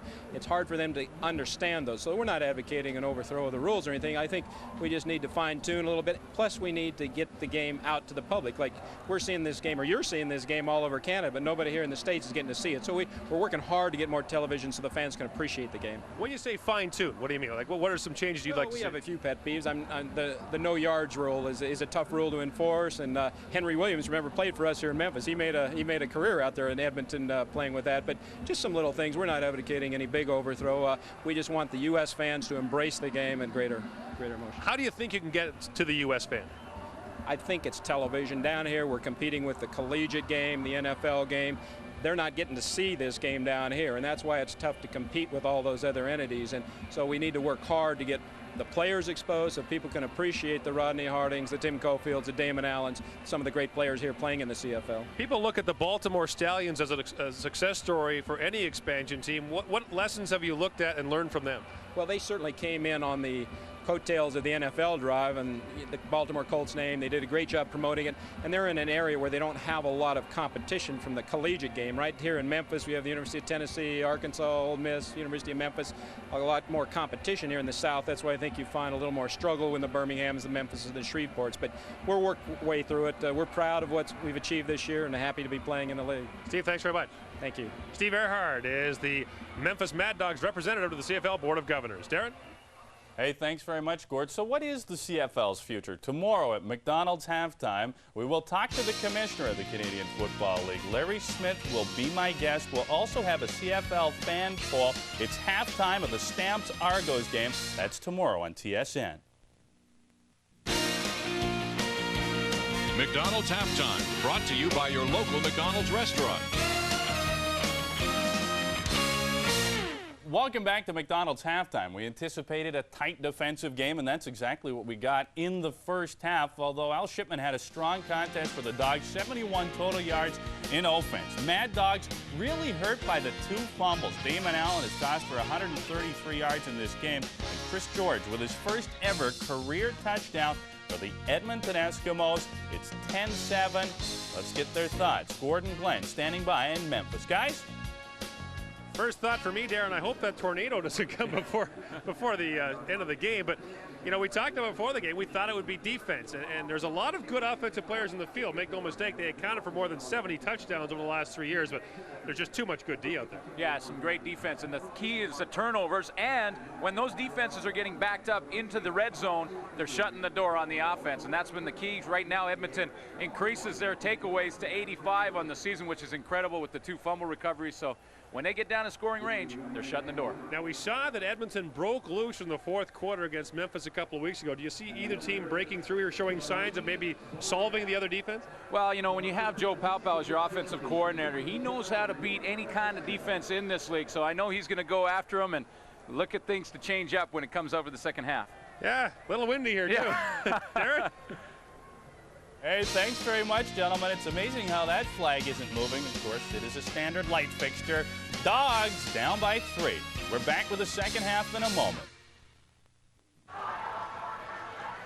Getting ready for the second half now at the Liberty Bowl in Memphis. Teams open things up a little bit in the second quarter, but look at Edmonton, 29 yards rushing. Think the Eskimos are a different team without Eric Blount? I think so. And the Mad Dogs have turned the ball over twice.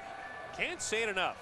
85 takeaways by the Edmonton Eskimos in 17 and a half weeks of the CFL season. That is an astounding number. They take the ball away an average of 4 times a game. And one guy we talked about before the game was Tim Cofield, but Edmonton's done a pretty good job neutralizing him. Well, he's off the board as far as the sacks go. He's made a couple of tackles, but right now he's getting a lot of double teams. That right tackle for the Edmonton Eskimos, Chris Morris, is doing a nice job on him. So, you know, he had 5 sacks in the first game in the first half of the last game against Edmonton. Maybe he's waiting for the second half to do it in this one. Well, as the coaches like to say, they won't want to leave anything in the bucket here in the second half, because the Mad Dogs must win this football game and then hope that San Antonio beats Birmingham. And there's all kinds of questions about who would play quarterback for Birmingham. It's not necessarily going to be Jimmy Klingler. They might go to their 3rd stringer to replace Matt Dunnigan, who of course was injured in a game against Edmonton last week, a broken finger that will end his season. Ron Lancaster smiling and laughing before the game, and why not? His team could go to 13-5, and he talked about Eric Blount. We did too. They are 53 yards better with Blount than without him. And that's with that same offensive line, same scheme, so you got to know that Eric Blount makes a difference in that game plan. And just 29 yards rushing on the night through the first half. Memphis will get the ball to open the second half.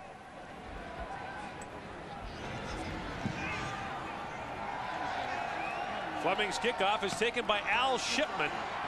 at the 30-yard line, trying to find some room to run. He retreats, trying to get outside, and he gets up to about the 28-yard line. He ran a long way to gain 8 yards. Tackle was made by Cavis Reed as Damon Allen gets set to come back into the football game. Vargas was 10 of 19 in the opening half. Allen was 10 of 16. I mentioned his completion percentage this year of 58% is the best in his career. But how about this for Damon Allen? Lifetime in the regular season, he's a 51% passer. Postseason, he's 12% better. A 2-time Grey Cup MVP. He's a gamer. He told me yesterday, if we get into the playoffs, I honestly believe we can get to the Grey Cup. 1st and 10 from the 29. Allen slings it out there to the wide side of the football field. Complete for Horn out to the 42-yard line. Well, one of the reasons Damon Allen said that he was confident they could get there if they got in the playoffs was that they'll have to play in the playoffs on the road. True enough. They're better on the road than they are at home so far. We talked about that in the first half. They're 7 points better on average in road games than they are in home games. Pickup was 13 for Horn. 1st and 10 Mad Dog. The give goes to Shipman, and Shipman fights his way out to the 48-yard line. And the stop is made by Malvin Hunter along with Willie Pless.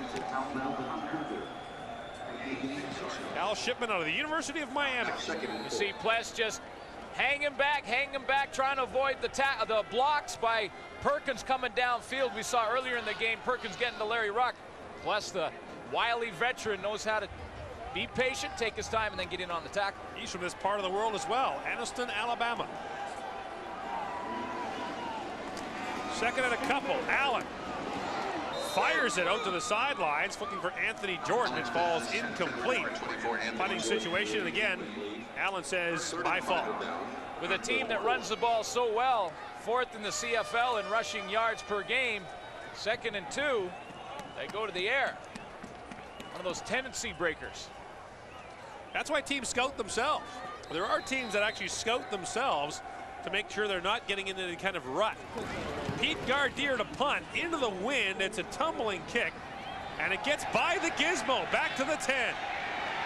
Williams has a long way to go, gets only 4 yards back. Mark Walchuk, the long snapper, got down to make the stop. Tomorrow, the Calgary Stampeders go to Toronto to face the Argonauts. We've got the game for you from Sky Dome starting at 7:30 Eastern, 4:30 Pacific, and a number of Stampeder players have a shot at CFL and personal bests. And Mike Pinball Clements, right there on the left of the screen, is leading the league in all-purpose yards. Got a chance to put the big bow on that title. 1st and 10 for the Eskimos, now starting at their own 15-yard line, just underway in the 2nd half. Swinging out of the backfield, here's Jerry Collins.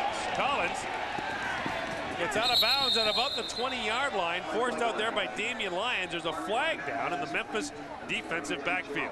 I don't want to falsely accuse someone ahead of the time, but I think Jim Sandusky's going to get called on a crackback block because he came down to help out Jerry Collins. Holding. Okay. So you're not psychic. Okay. You're still better at guessing this year than I am. Let's just see if at least it was on 7. Holding. Edmonton number 7. Oh. 10 yards. Still first down. I think you get half points for that. Okay, well, I get half marks because I knew that was the guy, but it looked like Sandusky came in and he grabs there, and I saw him go down later. He's water skiing behind him. Got both hands on the shoulder of Jamie Redmond. Well, that'll back the Eskimos up to their own 7-yard line now.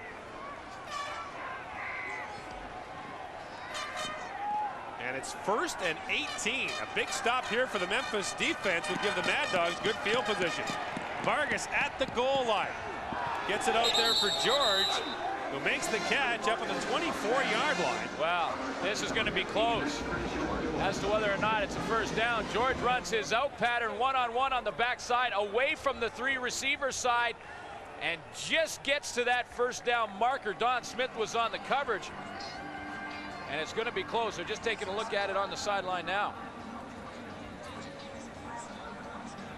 Chris Vargas has had an up-and-down season as Edmonton's quarterback. He was in and out as the starter back when Ron Lancaster had the revolving door spinning, but Kerwin Bell had a solid second half of the season. In fact, entered this week as the 4th-ranked quarterback in the Canadian Football League after a solid second half. Well, in his last 11 games scored, he has 18 touchdown passes versus 5 interceptions based on their takeaway giveaway for Edmonton. That you can see where that helps out. They like to control that football.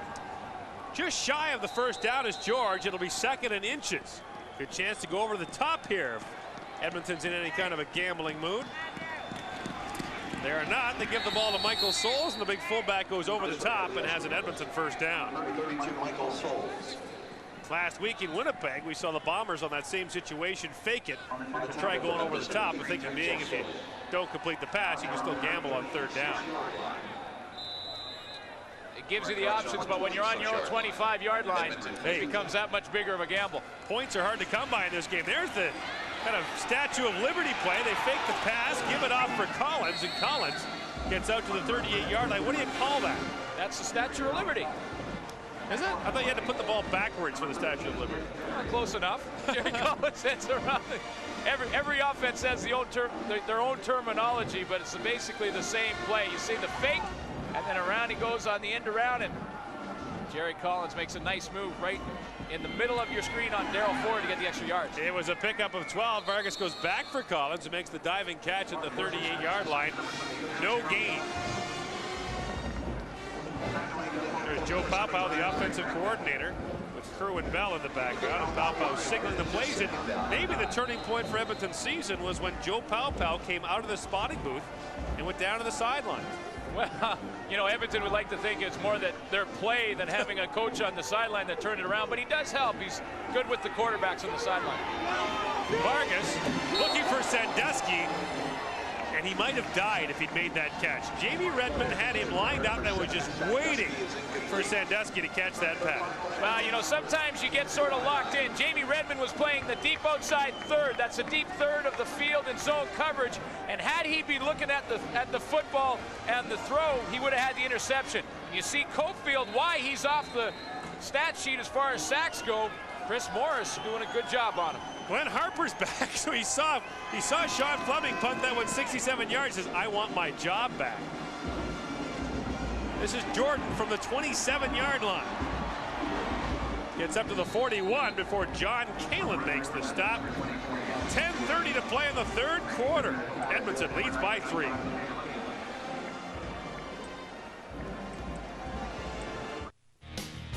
We take you back to the World Series 5th inning, 2-1 try, bases loaded. Marquise Grissom with a chopper. Hershiser gets a hand on it, no play. Klesko scores. It is now 2-2. Braves lead the series 3-1. And here the Memphis Mad Dogs have it 1st and 10 at their own 41-yard line. Damon Allen with the fake, wants to go deep, over the top. Ball was tipped and almost intercepted by Gary Wilkerson. Last week, Gary Wilkerson picked off a pass and went for a touchdown against Birmingham. 5th time in his career he's done it. Watch the pressure that Damon Allen had to deal with. You know, he drops back, and most of his receivers, 3 out of 4, went deep on that play. That means he needs more time, and Leroy Blue coming in from the outside just wouldn't give him that kind of time. By the way, Gary Wilkerson with that 5th interception return for a touchdown, now tied for 2nd all-time in the CFL. Dickie Thornton holds the CFL record with 8. 2nd and 10 from the 41. Allen from the shotgun has to bring the ball down. Flags are down. Allen is off and running and gets hammered from behind by Willie Pless, and that probably propelled him to a 1st down, but we'll see what the flag is all about. Well, judging by Leroy Blue's reaction, the holding was against him. He had his hands up in the air like, they grabbed me. Holding. Memphis number 62. 10 yards. Still 2nd down. Christopher Perez gets called on the holding. Working on Leroy Blue on the play, and immediately he put his hands up in the air. Here he is right here. We'll just take a look and see the holding that goes on. Now they tell you when you're going to block, you have to have both hands inside on the inside plates of the shoulder pad. When those arms come out and go around the outside of the shoulder pads, that's when you get nailed, and Perez did it there. Draw play on 2nd and long. And the give goes to Gary Anderson, the veteran of the USFL, NFL, and now the CFL. He picked up 11, but will be well short of a first down. Well, you know that Edmonton Eskimos are going to be sending pressure, and they're going to be keyed up for the pass, and you see Willie Pless, who's hanging back with 2nd and long in the zone, comes up with the tackle to hold him well short. Pete Gardier with the punt for Henry Williams, who struggled tonight in the punt return department. Flags are down. And Williams from the 28-yard line, and Memphis may get another shot at the ball here. Pete Gardier was roughed, and Willie Pless is back there shaking his head. Well, we'll see if there was contact or if there was actual. Wow. If it was actually just a good acting job. Tell me again, this game doesn't mean anything for Ron Lancaster? Here's the call from Dave Ewell. Contacting the kicker. Edmonton 39, 10-yard penalty, first down. Woo. And Ron Lancaster's hot. We'll see if he's right. Well, he's hiding the fact that he's upset well, isn't he? That's as mad as I've ever seen Ronnie at an official. Well, here's the kick. Gardier's got the ball. Willie Pless is going to come right in the middle of your screen. See if he gets a hand on him. No. No, he's right. Ron Lancaster's right. That's a terrible call. Pless gets out of the way plenty early. First down, Mad Dogs from their 52. Back to the ground they go, and Al Shipman with the carry, a pickup of 4 yards. Wow, Ron Lancaster was really giving it to the officials, and he was right. And it took him a few seconds there just to get the headphones and hat back on, because they went straight to the ground when he started talking to the officials. I thought he was going to pop a blood vessel down there. This is a nothing game for Ron. Yeah, oh yeah. These guys are awfully competitive, whether you're a coach or a player. You cross the stripes and are on the football field, you want to win. Doesn't matter what the standings are. I want to say hello to his grandson in Regina, but Digger, as he calls him, was a little mad in that play. Sometimes grandpas lose their temper. On second down, Allen swings it out of the backfield for Perkins, who puts his head down and goes out of bounds at the Edmonton 42, a pickup of 12 yards and a Memphis first down. And when Bruce Perkins gets that 232 pounds in motion, he's tough to stop. Well, Willie Pless is going to flow from the middle of your screen to the outside. He's just late getting out on Perkins, who gets the width advantage, gets outside of Willie Pless's left shoulder and gets the leverage on him to catch that out. First and 10 Mad Dogs from the Edmonton 42. Shipman in the I formation gets the carry, gets through the middle of the defense, and here he goes. Inside the 20 to the 18-yard line. Cavis Reed and Glenn Rogers Jr. made the tackle. And Al Shipman with a gain of 22. Wow, that's just a tremendous job of blocking from the right side of the offensive line. Bill Lewis, number 51, opened a huge hole. Al Shipman with great acceleration hits it at full speed and gets a nice gain from Memphis. He has been running the ball reckless abandon tonight. Now they're into that red zone inside the 20. Toss goes for Shipman. He's bottled up, nowhere to go. Willie Pless was just standing there waiting for Shipman to make his move, and Pless got all kinds of help from that Edmonton defense, and Shipman loses a yard. Watch Willie Pless get the crosshairs on Al Shipman. He goes that way, I go that way, I got him dead to right. Make your move. And then he just directs him over to his help and makes a tackle. Don't shake the hips, don't give me the shoulder move, just move your feet and then I'll take you out. The Terminator terminated. Second and 11 for the Mad Dogs. Big play here. Allen with the fake, look into the end zone, and that ball would still be in play if this game was being played at Commonwealth Stadium, but it is not here. And as a result, the field goal unit will come on the field for the Memphis Mad Dogs. That 5-yard corner did not do the Mad Dogs any favor there. Well, it was a great job by Damon Allen just to get the ball off initially because he had good pressure. He's in the shotgun, receives the snap, and then instead of throwing out to the flat, he pump fakes, buys him a little bit of time. You see Benny Goods coming in, putting the hit on him, but ouch. You're right, Gary Morris was wide open in the end zone and basically ran out of room. Meistrom's field goal try from the 22. Pete Gardier with the hold. And he missed it. He missed it to the right. Field goal kicking again haunts the Mad Dogs. 10-8, Edmonton leads. Back in Memphis, where the Edmonton Eskimos have the football back, leading it by 2 now, 10-8, after Nick Meister missed a 22-yard field goal that would have tied the game. Chris Vargas on first down goes to the shotgun. And over the middle he goes for Nick Mazzoli, who can't hang on. Let's go back to the field goal now. I mean, this is the game Memphis has to win to make the playoffs. You might want the 22-yard field goal. Well, he was 10 for 12 in that range coming into the game. Basically just a chip shot. He thinks initially that it's in. Kind of turns around, talks, and then he goes, what? Wait a minute. He still thinks it's good. He had to have a teammate come up, tap him on the shoulder, and say, hey, they waved that one wide. Vargas on second down gets it out there for Jerry Collins, and he is tripped up very quickly on the play by Bobby Dawson, another former Hamilton Ticats. Well, take a look at the ball. Right there now. Let's see if it goes in just outside the post. Wow. Nice call by the official. But the Memphis defense holds, and the Mad Dogs should get the football back.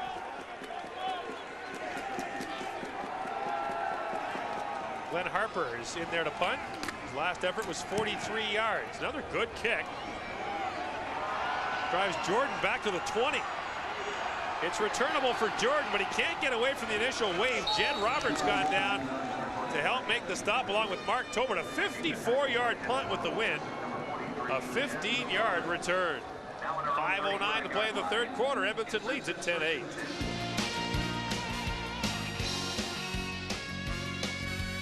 CFL Live, brought to you in part by Dodge Trucks, Canada's truck stop.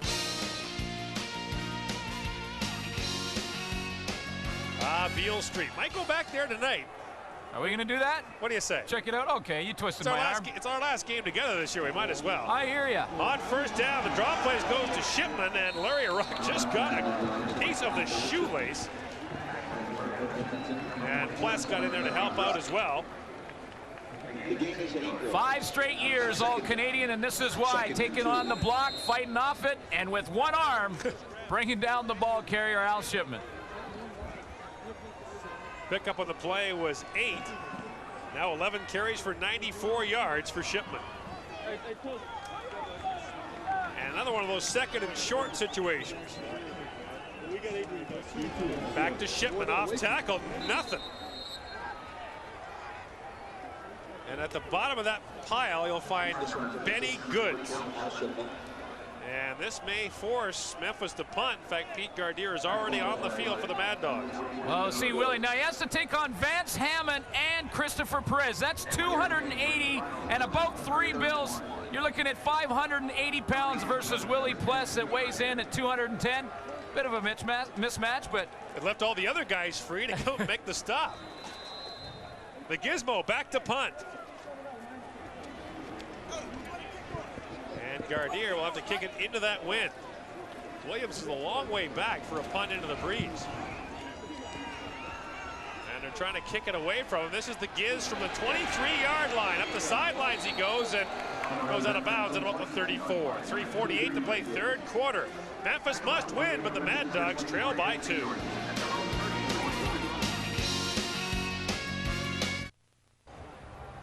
Closed captioning for tonight's game provided by Apple Auto Glass. Guaranteed the pick of the crop from coast to coast.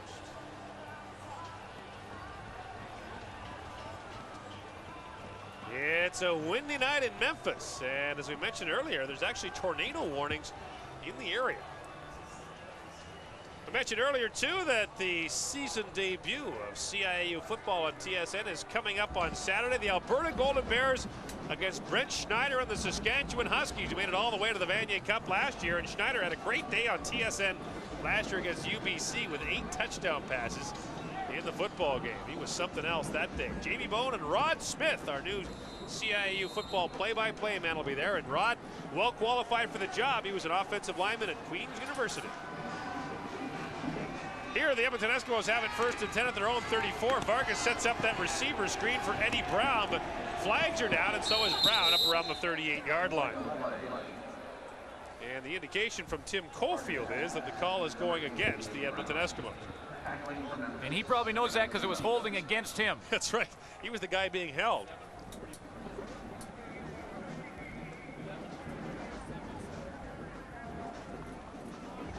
Now, what does Memphis want to do? I guess you force the Eskimos back after the gain of 7. Illegal block.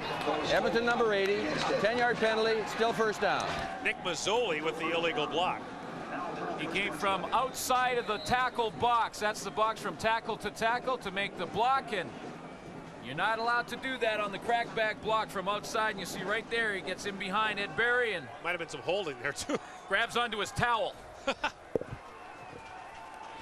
First and 20. Vargas will try the other side for Sandusky, and whew, that was another one that was close to being picked off. Damian Lyons has seen a couple of those wide side outs just hanging there, and that time Vargas couldn't get it to Sandusky. Chris Vargas walking around going, okay, that's not bad. I one-hopped it, but if I didn't, Damian Lyons gets it.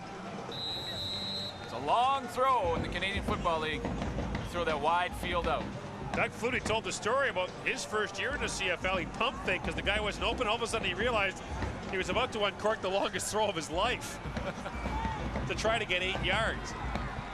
Second and 20 for the Eskimos, and Vargas in the shotgun. Over the middle, Mazzoli's open, avoided the hit, and has the catch. Ed Berry had him lined up, but Mazzoli sidestepped him at the last moment. Nice catch, but it will leave him about 8 yards short of a first down, a pickup of 12. Well, the best part about this play is the fact that Nick Mazzoli coming across the middle shows no fear, and he knows when they're playing zone like Memphis was that he's going to get smacked when he comes across that middle. Didn't even hesitate, grabbed that ball and hung on. Glenn Harper to punt to Anthony Jordan, and the Mad Dogs need someone to make it happen. A big special teams play or a big defensive play. They need someone to break it open for them. Harper gets a good kick away. Jordan backs up to the 22. Trying to get outside, he cannot. Tripped up on a great special teams effort by J.P. Escuerdo. So the Mad Dogs will start at their own 29-yard line, and Damon Allen will go to work after a 51-yard punt by Glenn Harper. Not bad numbers, but you know the one stat he'd like to see a couple of numbers in is that touchdown. He had Gary Morris open on a corner route earlier in this half and ran out of room. His 12 touchdowns on the season are his lowest total since the 1988 season, when he barely played because of an injury. He's been 15 or better since. Allen throwing it up over the top. They were trying the out and up, but it ended up being kind of an out and waggle by Joe Horn. Well, Joe Horn ran the out, up, and out. And believe it or not, there is that kind of pattern. He goes to the out, gets the pump fake from his quarterback. You see him working right here on Gary Wilkerson. There's a little hook. Then he's going to go up, and then he's going to hesitate and say, well, there's no way I catch that one. I'll save it for the next play. Pepper Rogers looks on intently. 1:45 to go here in the third quarter. Mad Dogs trail it by 2. On second down, Allen. Here comes the rush, and he got away. Now sidearms it for Gary Anderson, and he's got a first down at the 42, but he dropped the football. He lost the football, and the Eskimos have it. What a play. Allen, first of all, somehow eludes the rush. Anderson gets a first down, but then loses the football. And the takeaway again by the Edmonton Eskimo defense. 86 and counting for Edmonton, and what a crucial time after Damon Allen. Like you said, Gord, someone needed to come up with the big play. Damon Allen does here, avoiding the rush by safety Trent Brown on the blitz, dumping it off to Gary Anderson, and then you saw Robert Holland, who comes up from his corner position to play the Sam linebacker. That's the strong side linebacker in this game. Makes the nice hit, gets the ball loose. Larry Ruck recovers. And of course, by that you mean that tweener, the so-called tweener, the defensive back who plays linebacker. And Memphis with another costly turnover, the Mad Dogs third. First and 10 for the Eskimos from the Memphis 42. Vargas gets over there for Sandusky, but the pass ball's incomplete. Now flags are down after the play as there's some pushing and shoving. Chris Morris is getting into it with one of the Memphis defensive linemen. Yeah, but I think the penalty is going to be on either Tim Cofield or Michael Souls. They were both hand fighting. You see Cofield pointing, saying, he hit me first. A little bit of frustration on the guy who's looking for 3 sacks to break a CFL record. 2 major fouls, unnecessary roughness, Edmonton 32, Memphis 55, penalties offset, 2nd down. I hate that. It's probably the right call, but I hate that. Offsetting penalties? Somebody had to start that. It didn't just happen. Look at that, eh? Michael Armstrong into it with Chris Morris. We've seen this before from Morris this year. He's normally very quiet and reserved. He's had a feisty season as nominee for Rookie of the Year in 1992. 2nd and 10, Vargas from the shotgun. Look out, Cofield got through, but Vargas got it away for Collins underneath. He gets down to the 35. He'll be 4 yards short of an Edmonton first down. And Chris Vargas was lucky to escape with his life, with Tim Cofield bearing down on him. Well, Tim Cofield, you got to know that obviously winning the football game is #1, his priority, but he's been thinking about those 3 sacks all week and trying to break that record. He finally gets a shot, and Vargas lets go of it just in time, and Cofield, showing the frustration, throws Vargas to the ground, and you see one of the premier linebackers in the league flowing to the ball and getting involved in the action. Sean Fleming from the 42-yard line. 13 of 25 this year from outside the 40. Harper with the hold, and Fleming yanked it. Missed it to the left, and Edmonton's lead is back to 3, 11-8. Now, Gord, I'm going to get a tape measure and go down and measure between the 2 uprights here in Memphis, because the way the kickers have had nightmares here, especially the games that we've done, it must be narrow or something. I don't know. Maybe there's some kind of force field or something. He just yanked that from the start. Well, we'll see the hold. You see the laces getting spun out of there by Glenn Harper. That's that right hash mark, though, that he hates. And he usually pulls it, if he misses from that hash, it's to the right. He obviously trying to compensate, pulls it to the left. Glenn Harper, his holder. Still trying to nurse that injured elbow. So the Mad Dogs get away with a turnover there and get it 1st and 10 at their 35. They're shipping on 1st down. Good job to pick his way through the middle for 4, and now there's some more pushing and shoving after the play. We saw a couple of Mad Dogs come flying through there as Vance Hammond got knocked on his can. That's the final play of the 3rd quarter. The Mad Dogs have 1 quarter to try to take the lead and keep their playoff hopes alive. The numbers through 3 quarters. The Edmonton Eskimos have just 42 yards rushing, but Memphis has turned the ball over 3 times, negating their successful rushing attack tonight with 115 yards along the ground. The Mad Dogs, one of 5 teams in the Canadian Football League, averaging over 100 yards rushing a game. Edmonton is another, but Tim Cofield has been held off the sack sheet tonight. Has 15 minutes to get 3 sacks to beat that record, and you know what? He could do it. And we talked about someone making a big play. If I had to pick someone for Memphis that was likely to do it, I'd look right at him. And you know he wants to make the playoffs. You'll not find a tougher competitor than Tim Cofield. And the next time he and Willie Pless meet will be in tuxedos on the stage, I would think, at the CFL Awards in Regina. I would be almost certain that these two would be going head-to-head for Defensive Player of the Year on. 1st down for the Mad Dogs. Allen from the shotgun. Flags are down. Allen over the top for Morris, makes the catch at midfield. Down to the 48-yard line, but don't put it in the books yet. This is coming back. Yeah, you're going to get holding on Memphis. Leroy Blue over there telling the official, hey, they're grabbing me. You know, when Damon Allen is scrambling around back there, it gives that offensive line more time. They have to block longer, and usually that's when you're going to get your holding call. Wipes out a 23-yard gain. Memphis 64, 10-yard penalty, still 1st down. Chuck Bradley, the right tackle, is called for holding, and Memphis, the least penalized team in the Canadian Football League this year, has been victimized tonight. That's their 13th penalty. And Pepper Rogers snaps at the officiating group. Here he is right here. We'll take a look and see. He's working on Leroy Blue and see if he gets called on the holding coming from the outside. Actually, ends up being Benny Goods. It ends up being Benny Goods on the stunt, and he grabs him right around the neck. He did the old horse collar and I don't know. Nailed. I think Pepper might have a point there. The net loss is 33 yards for the Mad Dogs, who are now pushed back to their own 28-yard line. Now the officials have to discuss something. 14:41 to play here in the 4th quarter. Chuck Bradley, 6'6", 300.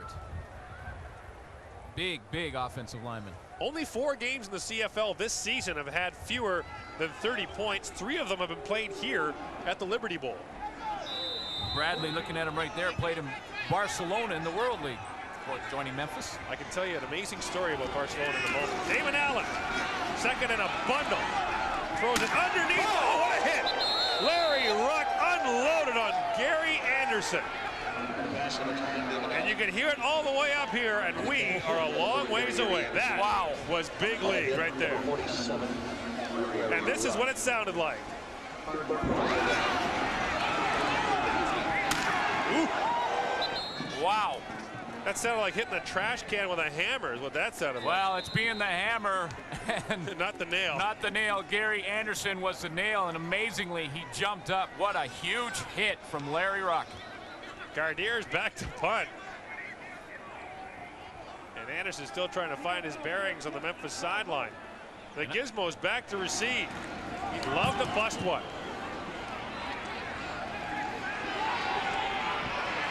From the 27.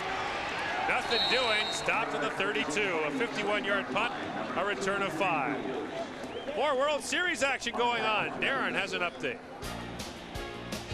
Hey, thanks very much, Gord. 6th inning, 3-2 for the Tribe. They add to their lead. Manny Ramirez with a base hit to the right side. Albert Bell, who was intentionally walked, scores. It's 4-2. Now, in the top of the 7th inning, the Tribe has to win the game.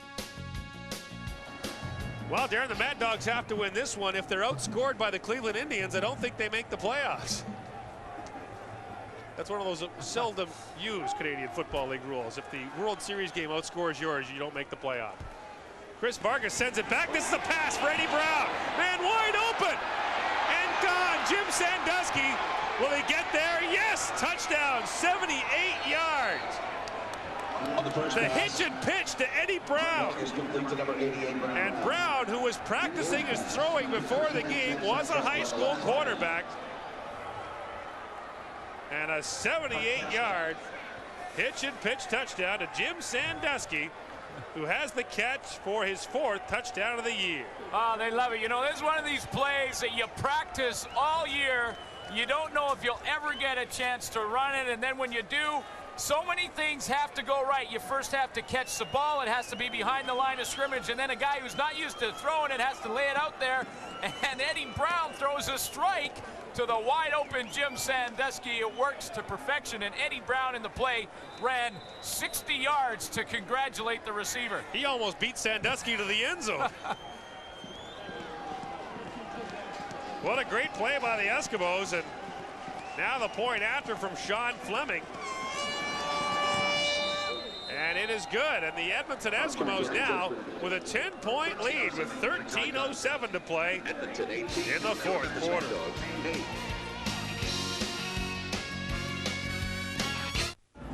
The key to this play is right here. Eddie Brown's right hand. Normally he wears gloves, but he took it off before that play to throw the pass for the touchdown. Earlier this year, I saw Eddie warming up before the game, and he told me he was going to throw a pass for a touchdown. But I said, Eddie, how are you going to sneak the glove off during the game? He says, no one will ever notice. See, he's got the glove back on. That was a trick. He slipped the glove off, threw the touchdown pass. So from now on, when you see Eddie doing his Michael Jackson, the one glove bit, get deep. He's throwing. Scouting report. If he's got the glove off, he's playing quarterback. That's right. Sean Fleming's kickoff bounces short and out of bounds. I'll say it for the last time this year. Hate that. Gordon Miller, pet peeve. Yeah, kickers have come up to me this year like, you really hate that, don't you? Well, a one-play drive that goes 78 yards. The Edmonton Eskimos with their 2nd touchdown of the game, and Jim Sandusky has his 4th touchdown catch of the year. By the way, Sandusky now falls behind Eddie Brown in the passing derby. Jim Sandusky 0 for 1 passing the ball this year on that receiver pass.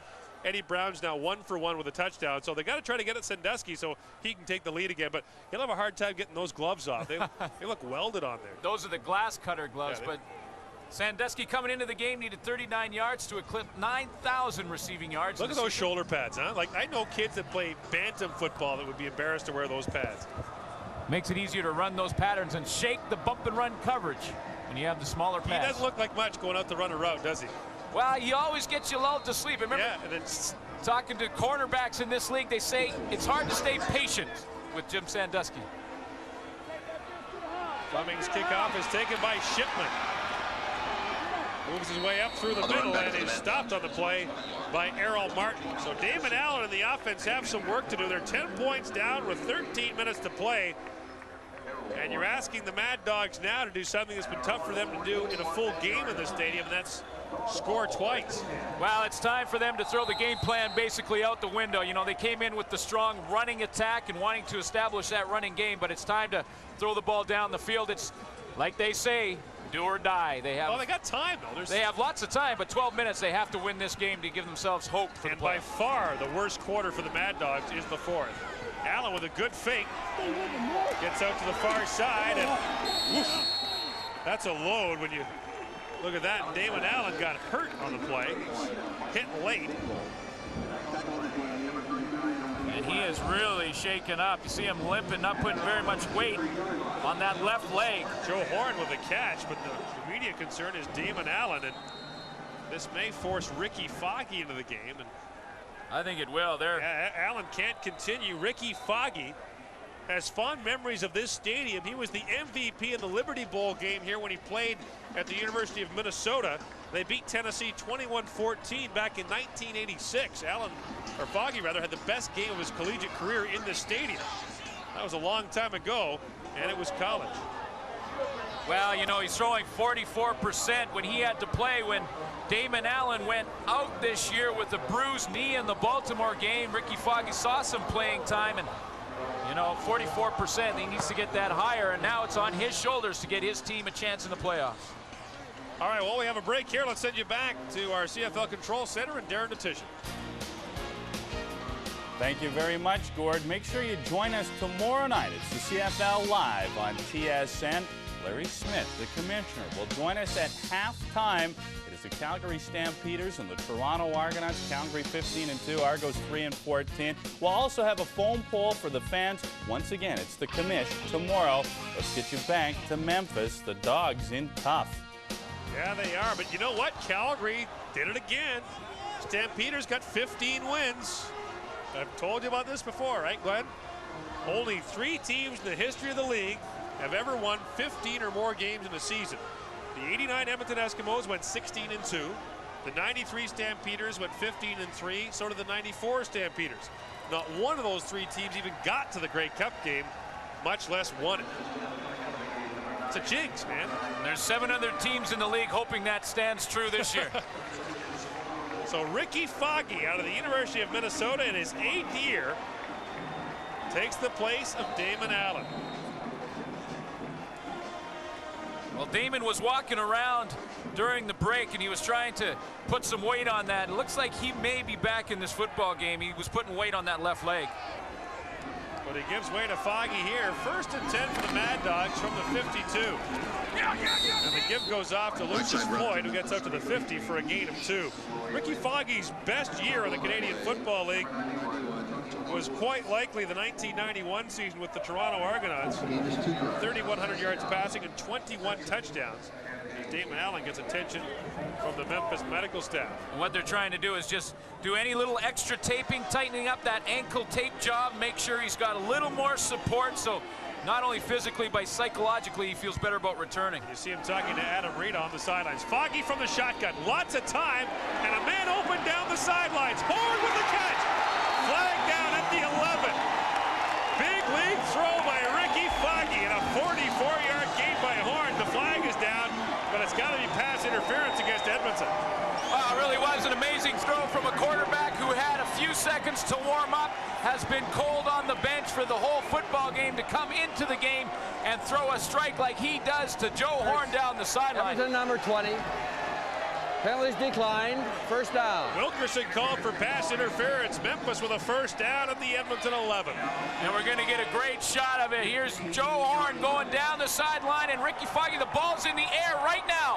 And Horn just has to run under it. Wilkerson realizes he's beat, makes the contact early. Either way, it's a big gain, but Horn comes up with the catch. 1st and 10 rather, from the 11. Perkins is the lone setback.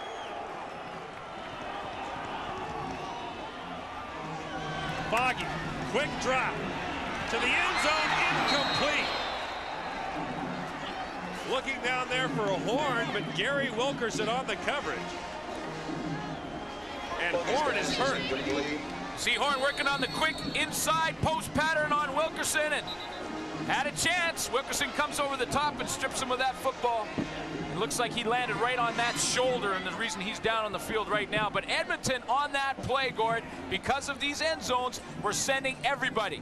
Trent Brown from the free safety was on the line of scrimmage, and so was Willie Pless. Well, defensive coordinators have told me you can play man-to-man down here because you don't have that much room to cover.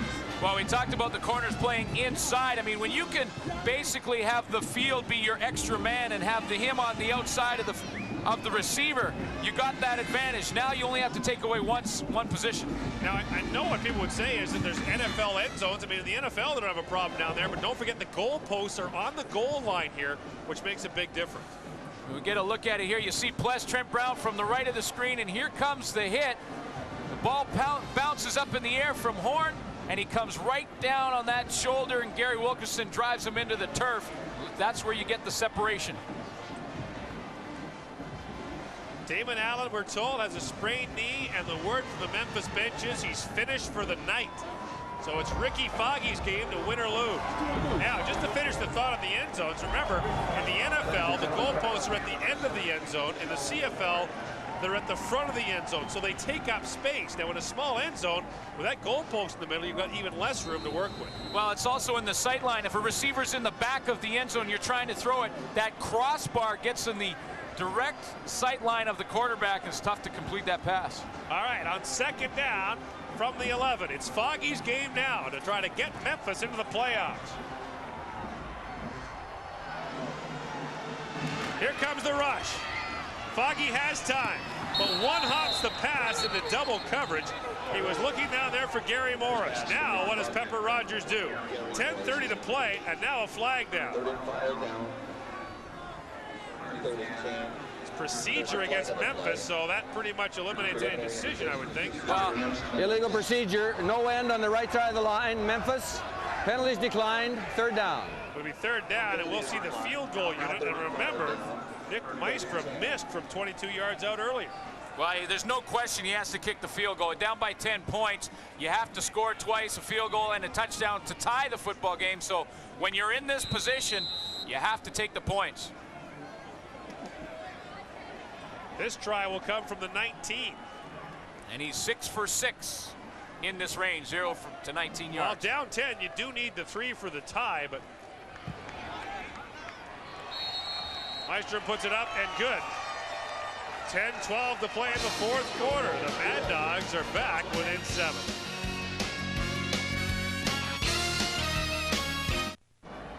On the left, Pepper Rogers, a man who earlier this season made some statements about the Canadian Football League that they should move to 4 downs and an American field. On the right is Ron Lancaster, who said Pepper should keep his thoughts to himself. Yeah, and on the right, you're maybe looking at one of the candidates for Coach of the Year. Ron Lancaster having another great season. You know, his team, even though the changes they had to make, have improved in every offensive category over last season. Jerry Collins from the 22 on the kickoff return.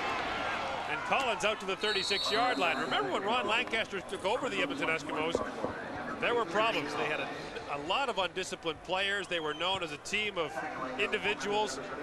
Today, this is a very well-disciplined team that, if not spectacular, is solid in every area.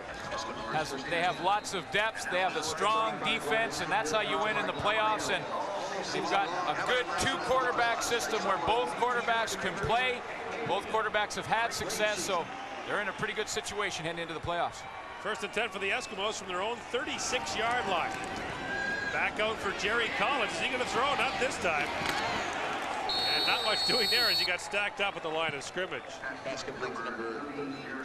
Well, Tim Caulfield's having trouble getting the quarterback sack stats he's been looking for, but he's still executing his responsibility, and he's working on Chris Morris. His job on the play is to keep containment and let the rest of that team and Rodney Harding come over with the pursuit and make the tackle. Chris Vargas, by the way, has 121 yards passing in this game. Receiver Eddie Brown has 78. So he's only 43 behind. If he throws another one, he might take the lead. Loss of a yard, second and 11, Vargas. Steps up, goes to the sidelines, his receiver slip. Damian Lyons with the pick. And down to the 22-yard line. Oh, they'll be talking about the turf monster on this one. The Edmonton receiver unable to keep his feet out that AstroTurf sideline. Damian Lyons comes up with the interception. Well, they needed the big play, did Memphis, to get something going. Nice dash move. That's to get outside by time, but you see George slip. That allows Damian Lyons, the former Edmonton Eskimo corner, to come up with the pick. And Chris Vargas, after he throws that ball, you see him get to the outside. Once he throws it and realizes his receiver slips, whoa, I got to go and make the tackle now or they score. The Mad Dogs with the ball, 1st and 10 at the 21. You got to think that they must score here. Foggy remains in the shotgun. Lots of time. And almost two-hopped that pass. Looking out there for Joe Horn, who's back into the football game after being shaken up earlier. Well, Benny Goods had some good pressure on Foggy. He sort of threw as he was rocking back and off his back foot, and he didn't get the velocity on that ball, and he knows it. And he said, hey, it's tough to throw when I'm in your face. Don't worry about that. Don't be so hard on yourself. Benny Goods, the man they call the Grinch, because he looks like the Grinch that stole Christmas. Well, leads the team in sacks with 14. He's a little bigger, though. 2nd and 10. Again from the shotgun. Getting it away, it falls incomplete. Robert Holland was working over the intended receiver, Mike Dingle, but lots of pressure on Ricky Foggy, who got dumped hard again. Well, Mike Dingle comes in that 5-receiver package for Memphis, and the guy that's covering him is the guy playing the strong side linebacker, but normally he's a corner in Robert Collin. He makes a break and almost comes up with a pick. And watch what Foggy had to deal with as he releases his ball. Look at Melvin Hunter coming full head of steam. Crosshairs right on Foggy's chest. Now a field goal try for Maestrom from the 29. This to pull the Mad Dogs within 4. They're chipping away, but the turnover leads to just 3. Now 18-14 Edmonton with 7:54 to go in the 4th quarter.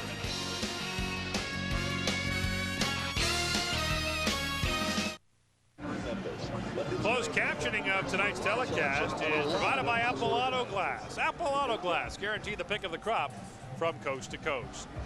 Memphis set to kick it off, and back deep to receive again is the Gizmo, Henry Williams, who does not have a touchdown yet this year. He has never gone a season without scoring a touchdown. By the way, it should be mandatory for there to be bans at every football game. Just thought I'd point that out. But the Gizmo has had a tough year. In fact, his punt return average is the worst of his career, just 10.1 yards. He's averaging 21.3 yards on kickoff returns. Yeah, when you talk about his career, I mean, he has put up some amazing numbers. Still 4th in all-time, all-football combined yardage. You know who the other 4 are? Rufus Crawford, George Reed, Herschel Walker, and Michael Payton. Walter Payton. Michael Payton. Yeah. Walter Payton. There he goes. Trying to get up the sideline, gets to the 45. Yeah, that 3rd-string quarterback from Regina had a lot of career yards, that Michael Payton. Dave Sapungis is the Calgary Stampede nominee for League MVP and Top Canadian. Is he the Northern Division nominee for the Outstanding Player, do you think? I think he should be. I think he should be the nominee. He's leading the league in receptions, and he's done it with 2 different quarterbacks. There's only one nominee for Outstanding Dog in the CFL. It's got to be Alien. Although we have seen a few games that had fleas this year. 1st and 10 for the Eskimos from the 45. Eddie Brown in that receiver screen, and he's collared down at the 45-yard line to pick up a 3. Well, the DBs took off to come and tackle Eddie Brown because he's got 2 gloves on. That's right. See, he's got both gloves on. He ain't throwing. They got the word on him now. You see both gloves right there. And when he had the one off, he threw that touchdown pass to Sandusky. But on that screen, he saw them both there, and they flew up there and made the tackle. And he keeps the gloves on, so he'll be catching this time. Actually, no gain on that play. It's 2nd and 10. Vargas over the middle for the fullback, Michael Souls. Souls reaches out for the midfield stripe, which is where he needed to get for the first down. Picks up 10 yards, and I think he'll be very close to an Edmonton first down. Eddie Brown, just going back to the former Memphis receiver, is one of the live wires in the Canadian Football League and one of my truly favorite characters. But quarterbacks call him 7-Eleven because he's always claiming he's open all night. He's open all night, and a lot of times he is. Tremendous speed, great hands. He's a big play guy, always has been in this league. 3rd and inches for the Eskimos. Willie Plass is in there in that backfield set. And he gets the carry, and Willie, I don't know. This is going to come down to where the official puts his foot. Tim Cofield came up to make the stop in a battle of 2 of the CFL's best defensive players. The only difference was one of them had the football. Well, that's one of the rare times you'll ever see 2 defensive players actually playing head-to-head. Cofield hitting Willie Plass, and that's where the foot is. Had to get just over that line, so they're obviously going to measure it. You got a right-footed spot. That should help. Look at Ronnie laughing. They don't even measure it. We got the first down by miles, he says. The officials time out of the field to measure. Coaches, no matter how confident they are that they have the first down, get a little nervous when those sticks head onto the field. And then they complain about the spot. They complain, yeah, if they don't get it. If they get it, it's a great spot. Bad spot. Well, that's how they got the good spot. They got the right-footed spot. Ronnie saying, I told you it was good. Why'd you bring the sticks in? And here it is. Outstanding player nominee and defensive player nominee against the same on the other side of the field in Tim Cofield. There he is, fighting off the block and putting the hit. He says, hey, I'll see you on the podium. What color of bow tie are you wearing? Back to the ground, and Jerry Collins, great work to elude the first tackle. He gets down to the 48-yard line, a pickup of 7. This is what makes the Edmonton Eskimos so good, and it's been so frustrating. I remember playing against them for so many years. They get a little bit of a lead, and then they can start grinding it out on you along the ground, always with the good running game when they needed it late in the football game. And this is right now where Memphis has to come up with a stop. Collins with 8 carries for 36 yards. Edmonton Eskimos looking to go 13-5 on the season. Whoops, broken play. Vargas and Michael Souls were facing the opposite direction. Very difficult to execute the handoff when both players have their backs to each other. It was close to the first down, but I believe the officials have given it to him, and I don't think we'll need a measurement on this one, but you're right, Gord. Quarterback went one way, running back went the other way. They were in excellent position, though, to start a duel. 10 paces each way and turn and fire. It's great when the quarterback turns around, no one's there. He's like, whoa-oh. Danger, danger. But it worked. They got the first down. And flags fly before the ball was snapped with 4:40 to play in the 4th quarter. And procedure is the call against Edmonton. Nothing more frustrating, though, for a team. After the turnover, Memphis got some points to pull within 4. And now Edmonton. Illegal procedure. Edmonton 58. 5 yards, first down. Edmonton is just stuffing it down Memphis' throat. Craig Hendrickson is called for illegal procedure. First time we've mentioned his name tonight. Sorry, it's for making a penalty there, Craig. You're probably having a good night. Actually, the offensive line for the Edmonton Eskimos have been having a very good night tonight. Also helped with the quick release of Chris Vargas. So they run that play anyway, and Jerry Collins gets nothing. Chased down by Rob Waldrop. And so now the Eskimos are backing up, and any chance of a field goal right now to restore the 7-point lead looks pretty tough. And just as we talk about that Edmonton offensive line, Rob Waldrop wants to make sure that we know that there's a pretty good defensive line over there as well, and he's made 3 big plays stopping runs for no gain tonight. No bigger than that one right there. Loss of 2. It's 2nd and 17. Vargas from the shotgun, looking for Eddie Brown, looks the other way, double coverage, but has a man, George, down to the 34-yard line. You know what? That's exactly where they needed to get for a first down. Pick up a 17 yards. Well, Chris George has got to run his pattern beyond the marker and then work back. He does it perfectly. Don Smith had perfect coverage. It was really just 2 great players battling for the football. George wins the battle. I mean, you can't get any better coverage than Don Smith had on the plate. The ball just snuck under his hand, and you see how he's about 4 lengths of the chain short of a first down. You know, I'm a jinx for teams that are trying to make the playoffs and stuff. This year doing Memphis, they're down in the 4th quarter. Last year did Ottawa at Shreveport. Ottawa needed to win the game to make the playoffs, didn't. 2 years ago I did a game in BC where the Lions needed to beat Hamilton to finish 2nd, didn't. And I'm a you know jinx, what? man. You know what? The phone's ringing. I think Pepper Rogers has told one of his assistants to get a call up there and get that guy out of the booth. Hey, there's a trapdoor opening underneath me. What's going on here? Well, that's a long drop if there is. I know. I'll see you next week. 3rd and inches for the Eskimos with the clock running under 3.5 minutes.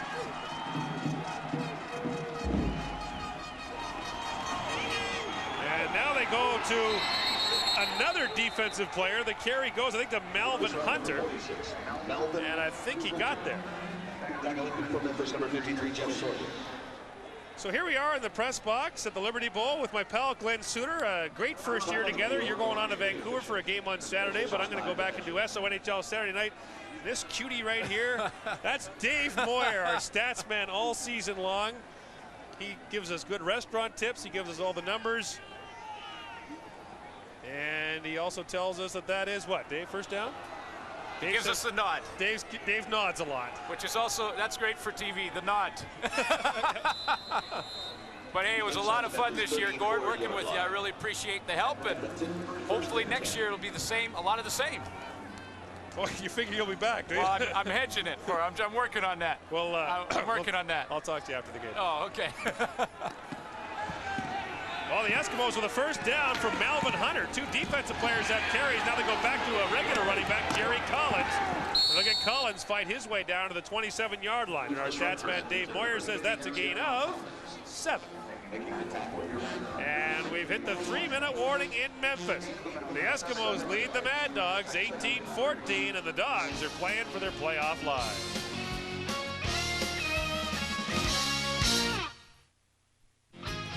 We take you back to Jacobs Field. Jim Thome at the plate. Brad Klontz with the pitch.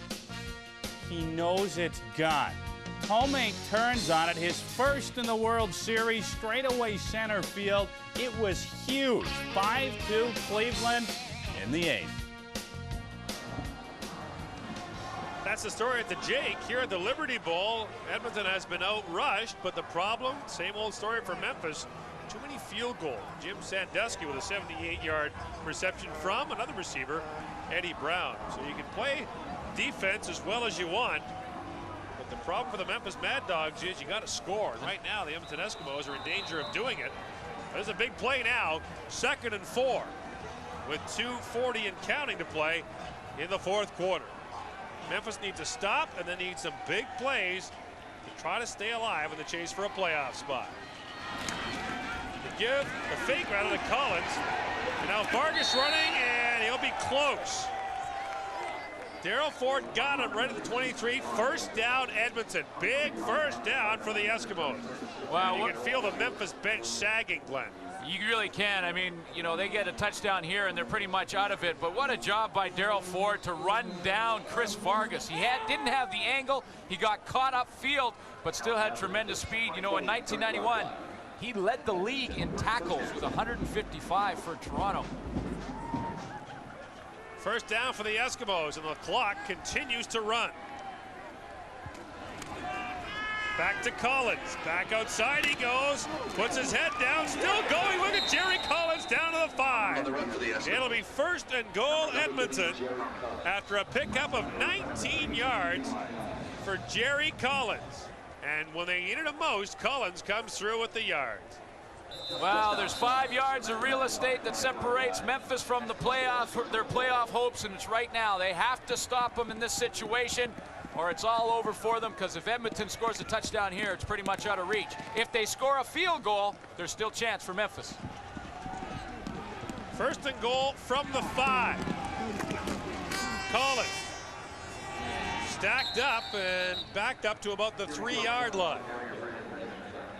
And Bobby Dawson filled that hole on Jerry Collins with a huge hit. And you see Greg Battle looking to the bench to decide whether or not he should call a timeout in this case. And stop the clock. And they do. There's Collins coming up the middle, and 27 puts his head down and hits him in the hole, stands him straight up. Mad Dogs did not call timeout there. 2nd and goal from the 2.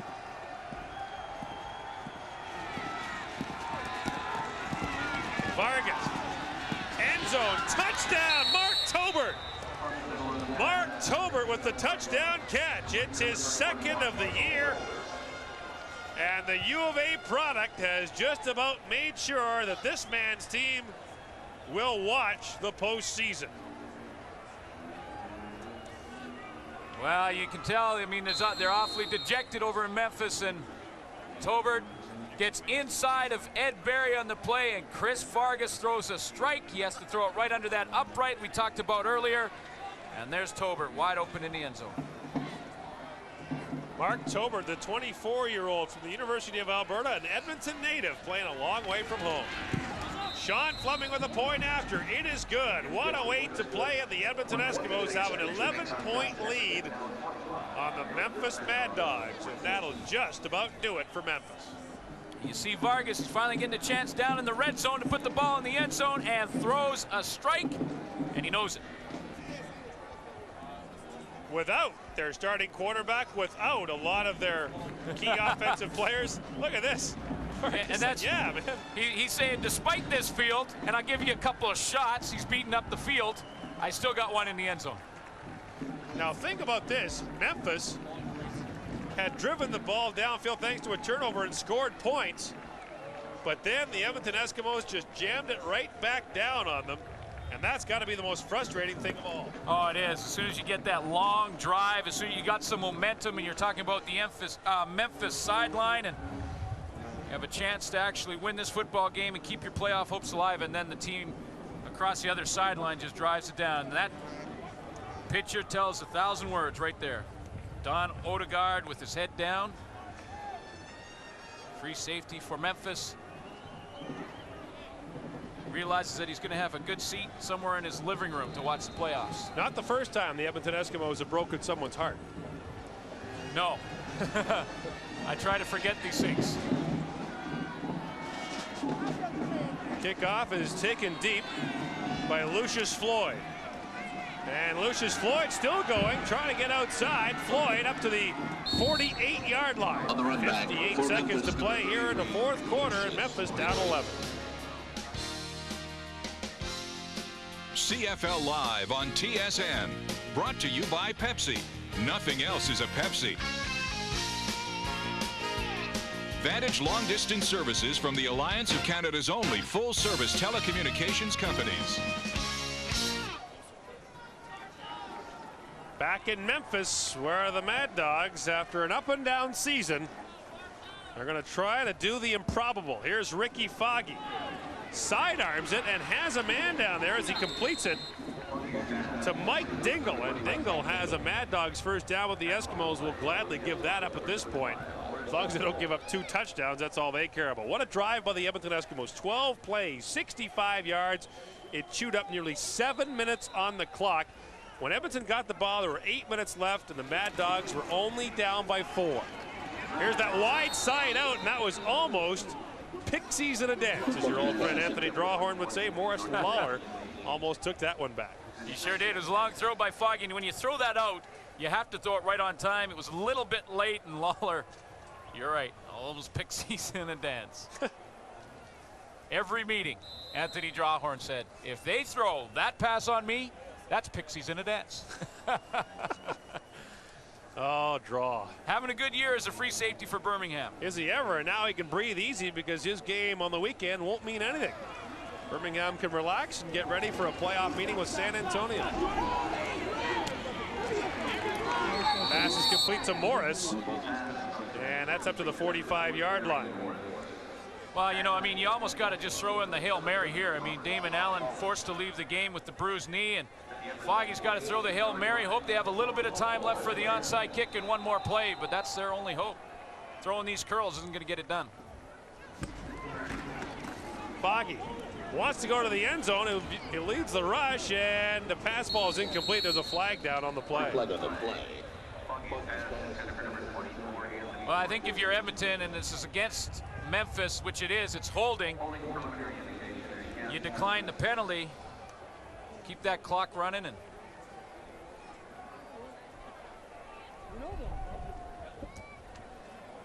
get him in a second down. Actually, Ron Lancaster's going to push him back, so it'll be first down over again.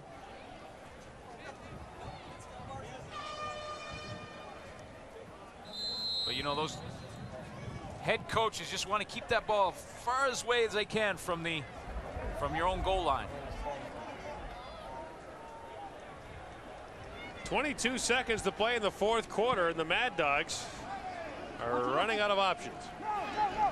From the shotgun, Foggy, Edmonton, and it's 5 deep defense. The pass is tipped in the air and intercepted by Cavis Reed. And Reed has it back to the 51-yard line. One away for the regular season to come to an end for the Edmonton Eskimos, as it very nearly will. Leading the league coming into this game with 34 interceptions. And Cavis Reed has another one there. His 5th of the season. He gets a little bit of a deflection, and there's flags down. Fights on the field. And we've got pushing and shoving, and fists are flying. That's Don Odegaard into it down there. Of course, we had the shot of Odegaard on the bench moments ago with his head down in dejection, and he's actually left the pack there, but he was right in the mix there. Not the way Pepper Rogers wanted to see his team end the season. And don't forget, coming up next on TSN Sports Desk with a complete wrap-up of a busy night in the National Hockey League. A trade today, Sandis Ozolinsh for Owen Nolan. I know that's a trade that rocked Glenn Suter's world. Ozolinsh, he's a defenseman, right? Yeah. All right. Yeah, he's from Australia. Did you know that? Yeah, I knew that. Now they... Sorry, Glenn. So they're still talking it over down there, trying to figure out who did what to who when. And Ron Lancaster is saying, I just want my guys off the field so there's no chance in this last 11 seconds that anyone can get hurt. Because I know where I'm going to be in the playoffs. I want to have all my guns going. I understand the Cleveland Indians have defeated the Atlanta Braves tonight. 5-4 the final, so the Bravos made a bit of a comeback. Edmonton number 40. Major foul, rough play, ejection. Edmonton number 40. Benny Goods gets double roughing penalties, and he gets to go home early. Ron's mentioned to the officials that there's always 2 guys in a fist fight. How come you're just throwing my guy out? Well, you know, in the back of his mind, he's thinking, well, there's one guy that can't get hurt in the last 30 seconds. Ron's hot about that call, too. And Benny Goods is heading for an early shower.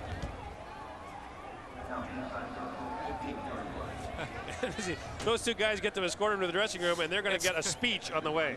Well, it's amazing because those guys haven't even flinched. Yeah. Benny Goods is really theatrical in trying to explain his side of the story.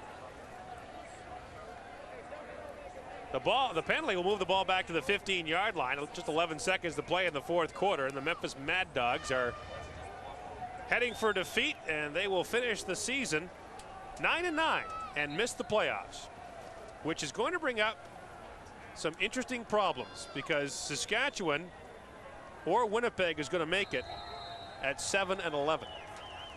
Well, that's 2 wins different, a little different than what it used to be in the East and West, where a team with 3 wins or even only 2 wins were making the playoffs. Vargas will just step back and down the ball, and when he does it one more time, the Edmonton Eskimos regular season will be over. And Tim Cofield is 3 short of the CFL record held by James Parker. That record stays intact. I'm sure he's a lot more concerned, though, about the fact that his team will not be in the postseason. So Vargas will do it one more time, and that will do it.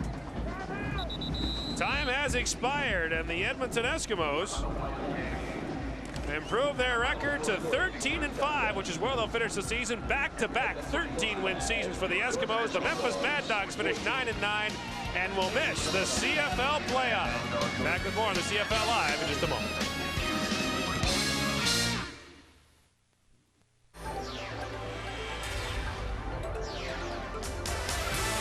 Time now for the TSN Turning Point, brought to you by Sony. Fourth quarter, Eddie Brown takes the pass and then throws again. Jim Sandusky wide open for the 78-yard pass and run touchdown that put the Edmonton Eskimos out of reach and put the Memphis Mad Dogs out of the CFL playoffs.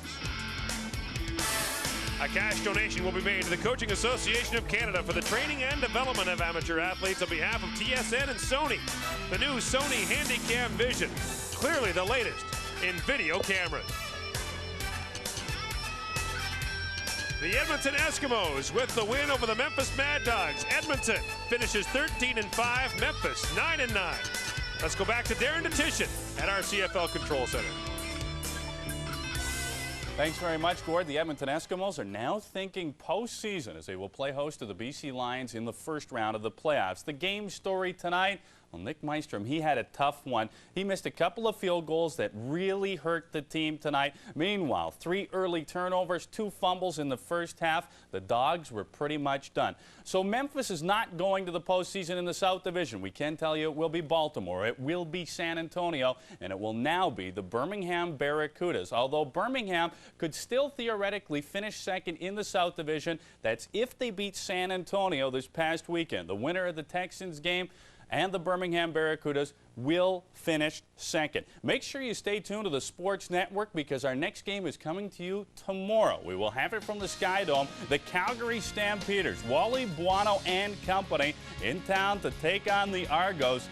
We anticipate seeing Doug Flutie as a quarterback in this game. Forget the holding business. He's feeling a lot better. Also at the half, the commissioner of the Canadian Football League, Larry Smith Live. We'll have an in-depth interview with him. Then it's our CFL fan phone poll. We've got a number of questions that we're going to pose to you, very integral to the league itself. We hope that you'll join us for that. Make sure you stay tuned to the Sports Network because coming up next, we've got TSN Sports Desk. The Edmonton Eskimos knock off the Memphis Mad Dogs 25-14. Brendan and Michael are standing by with baseball and NHL highlights. Guys,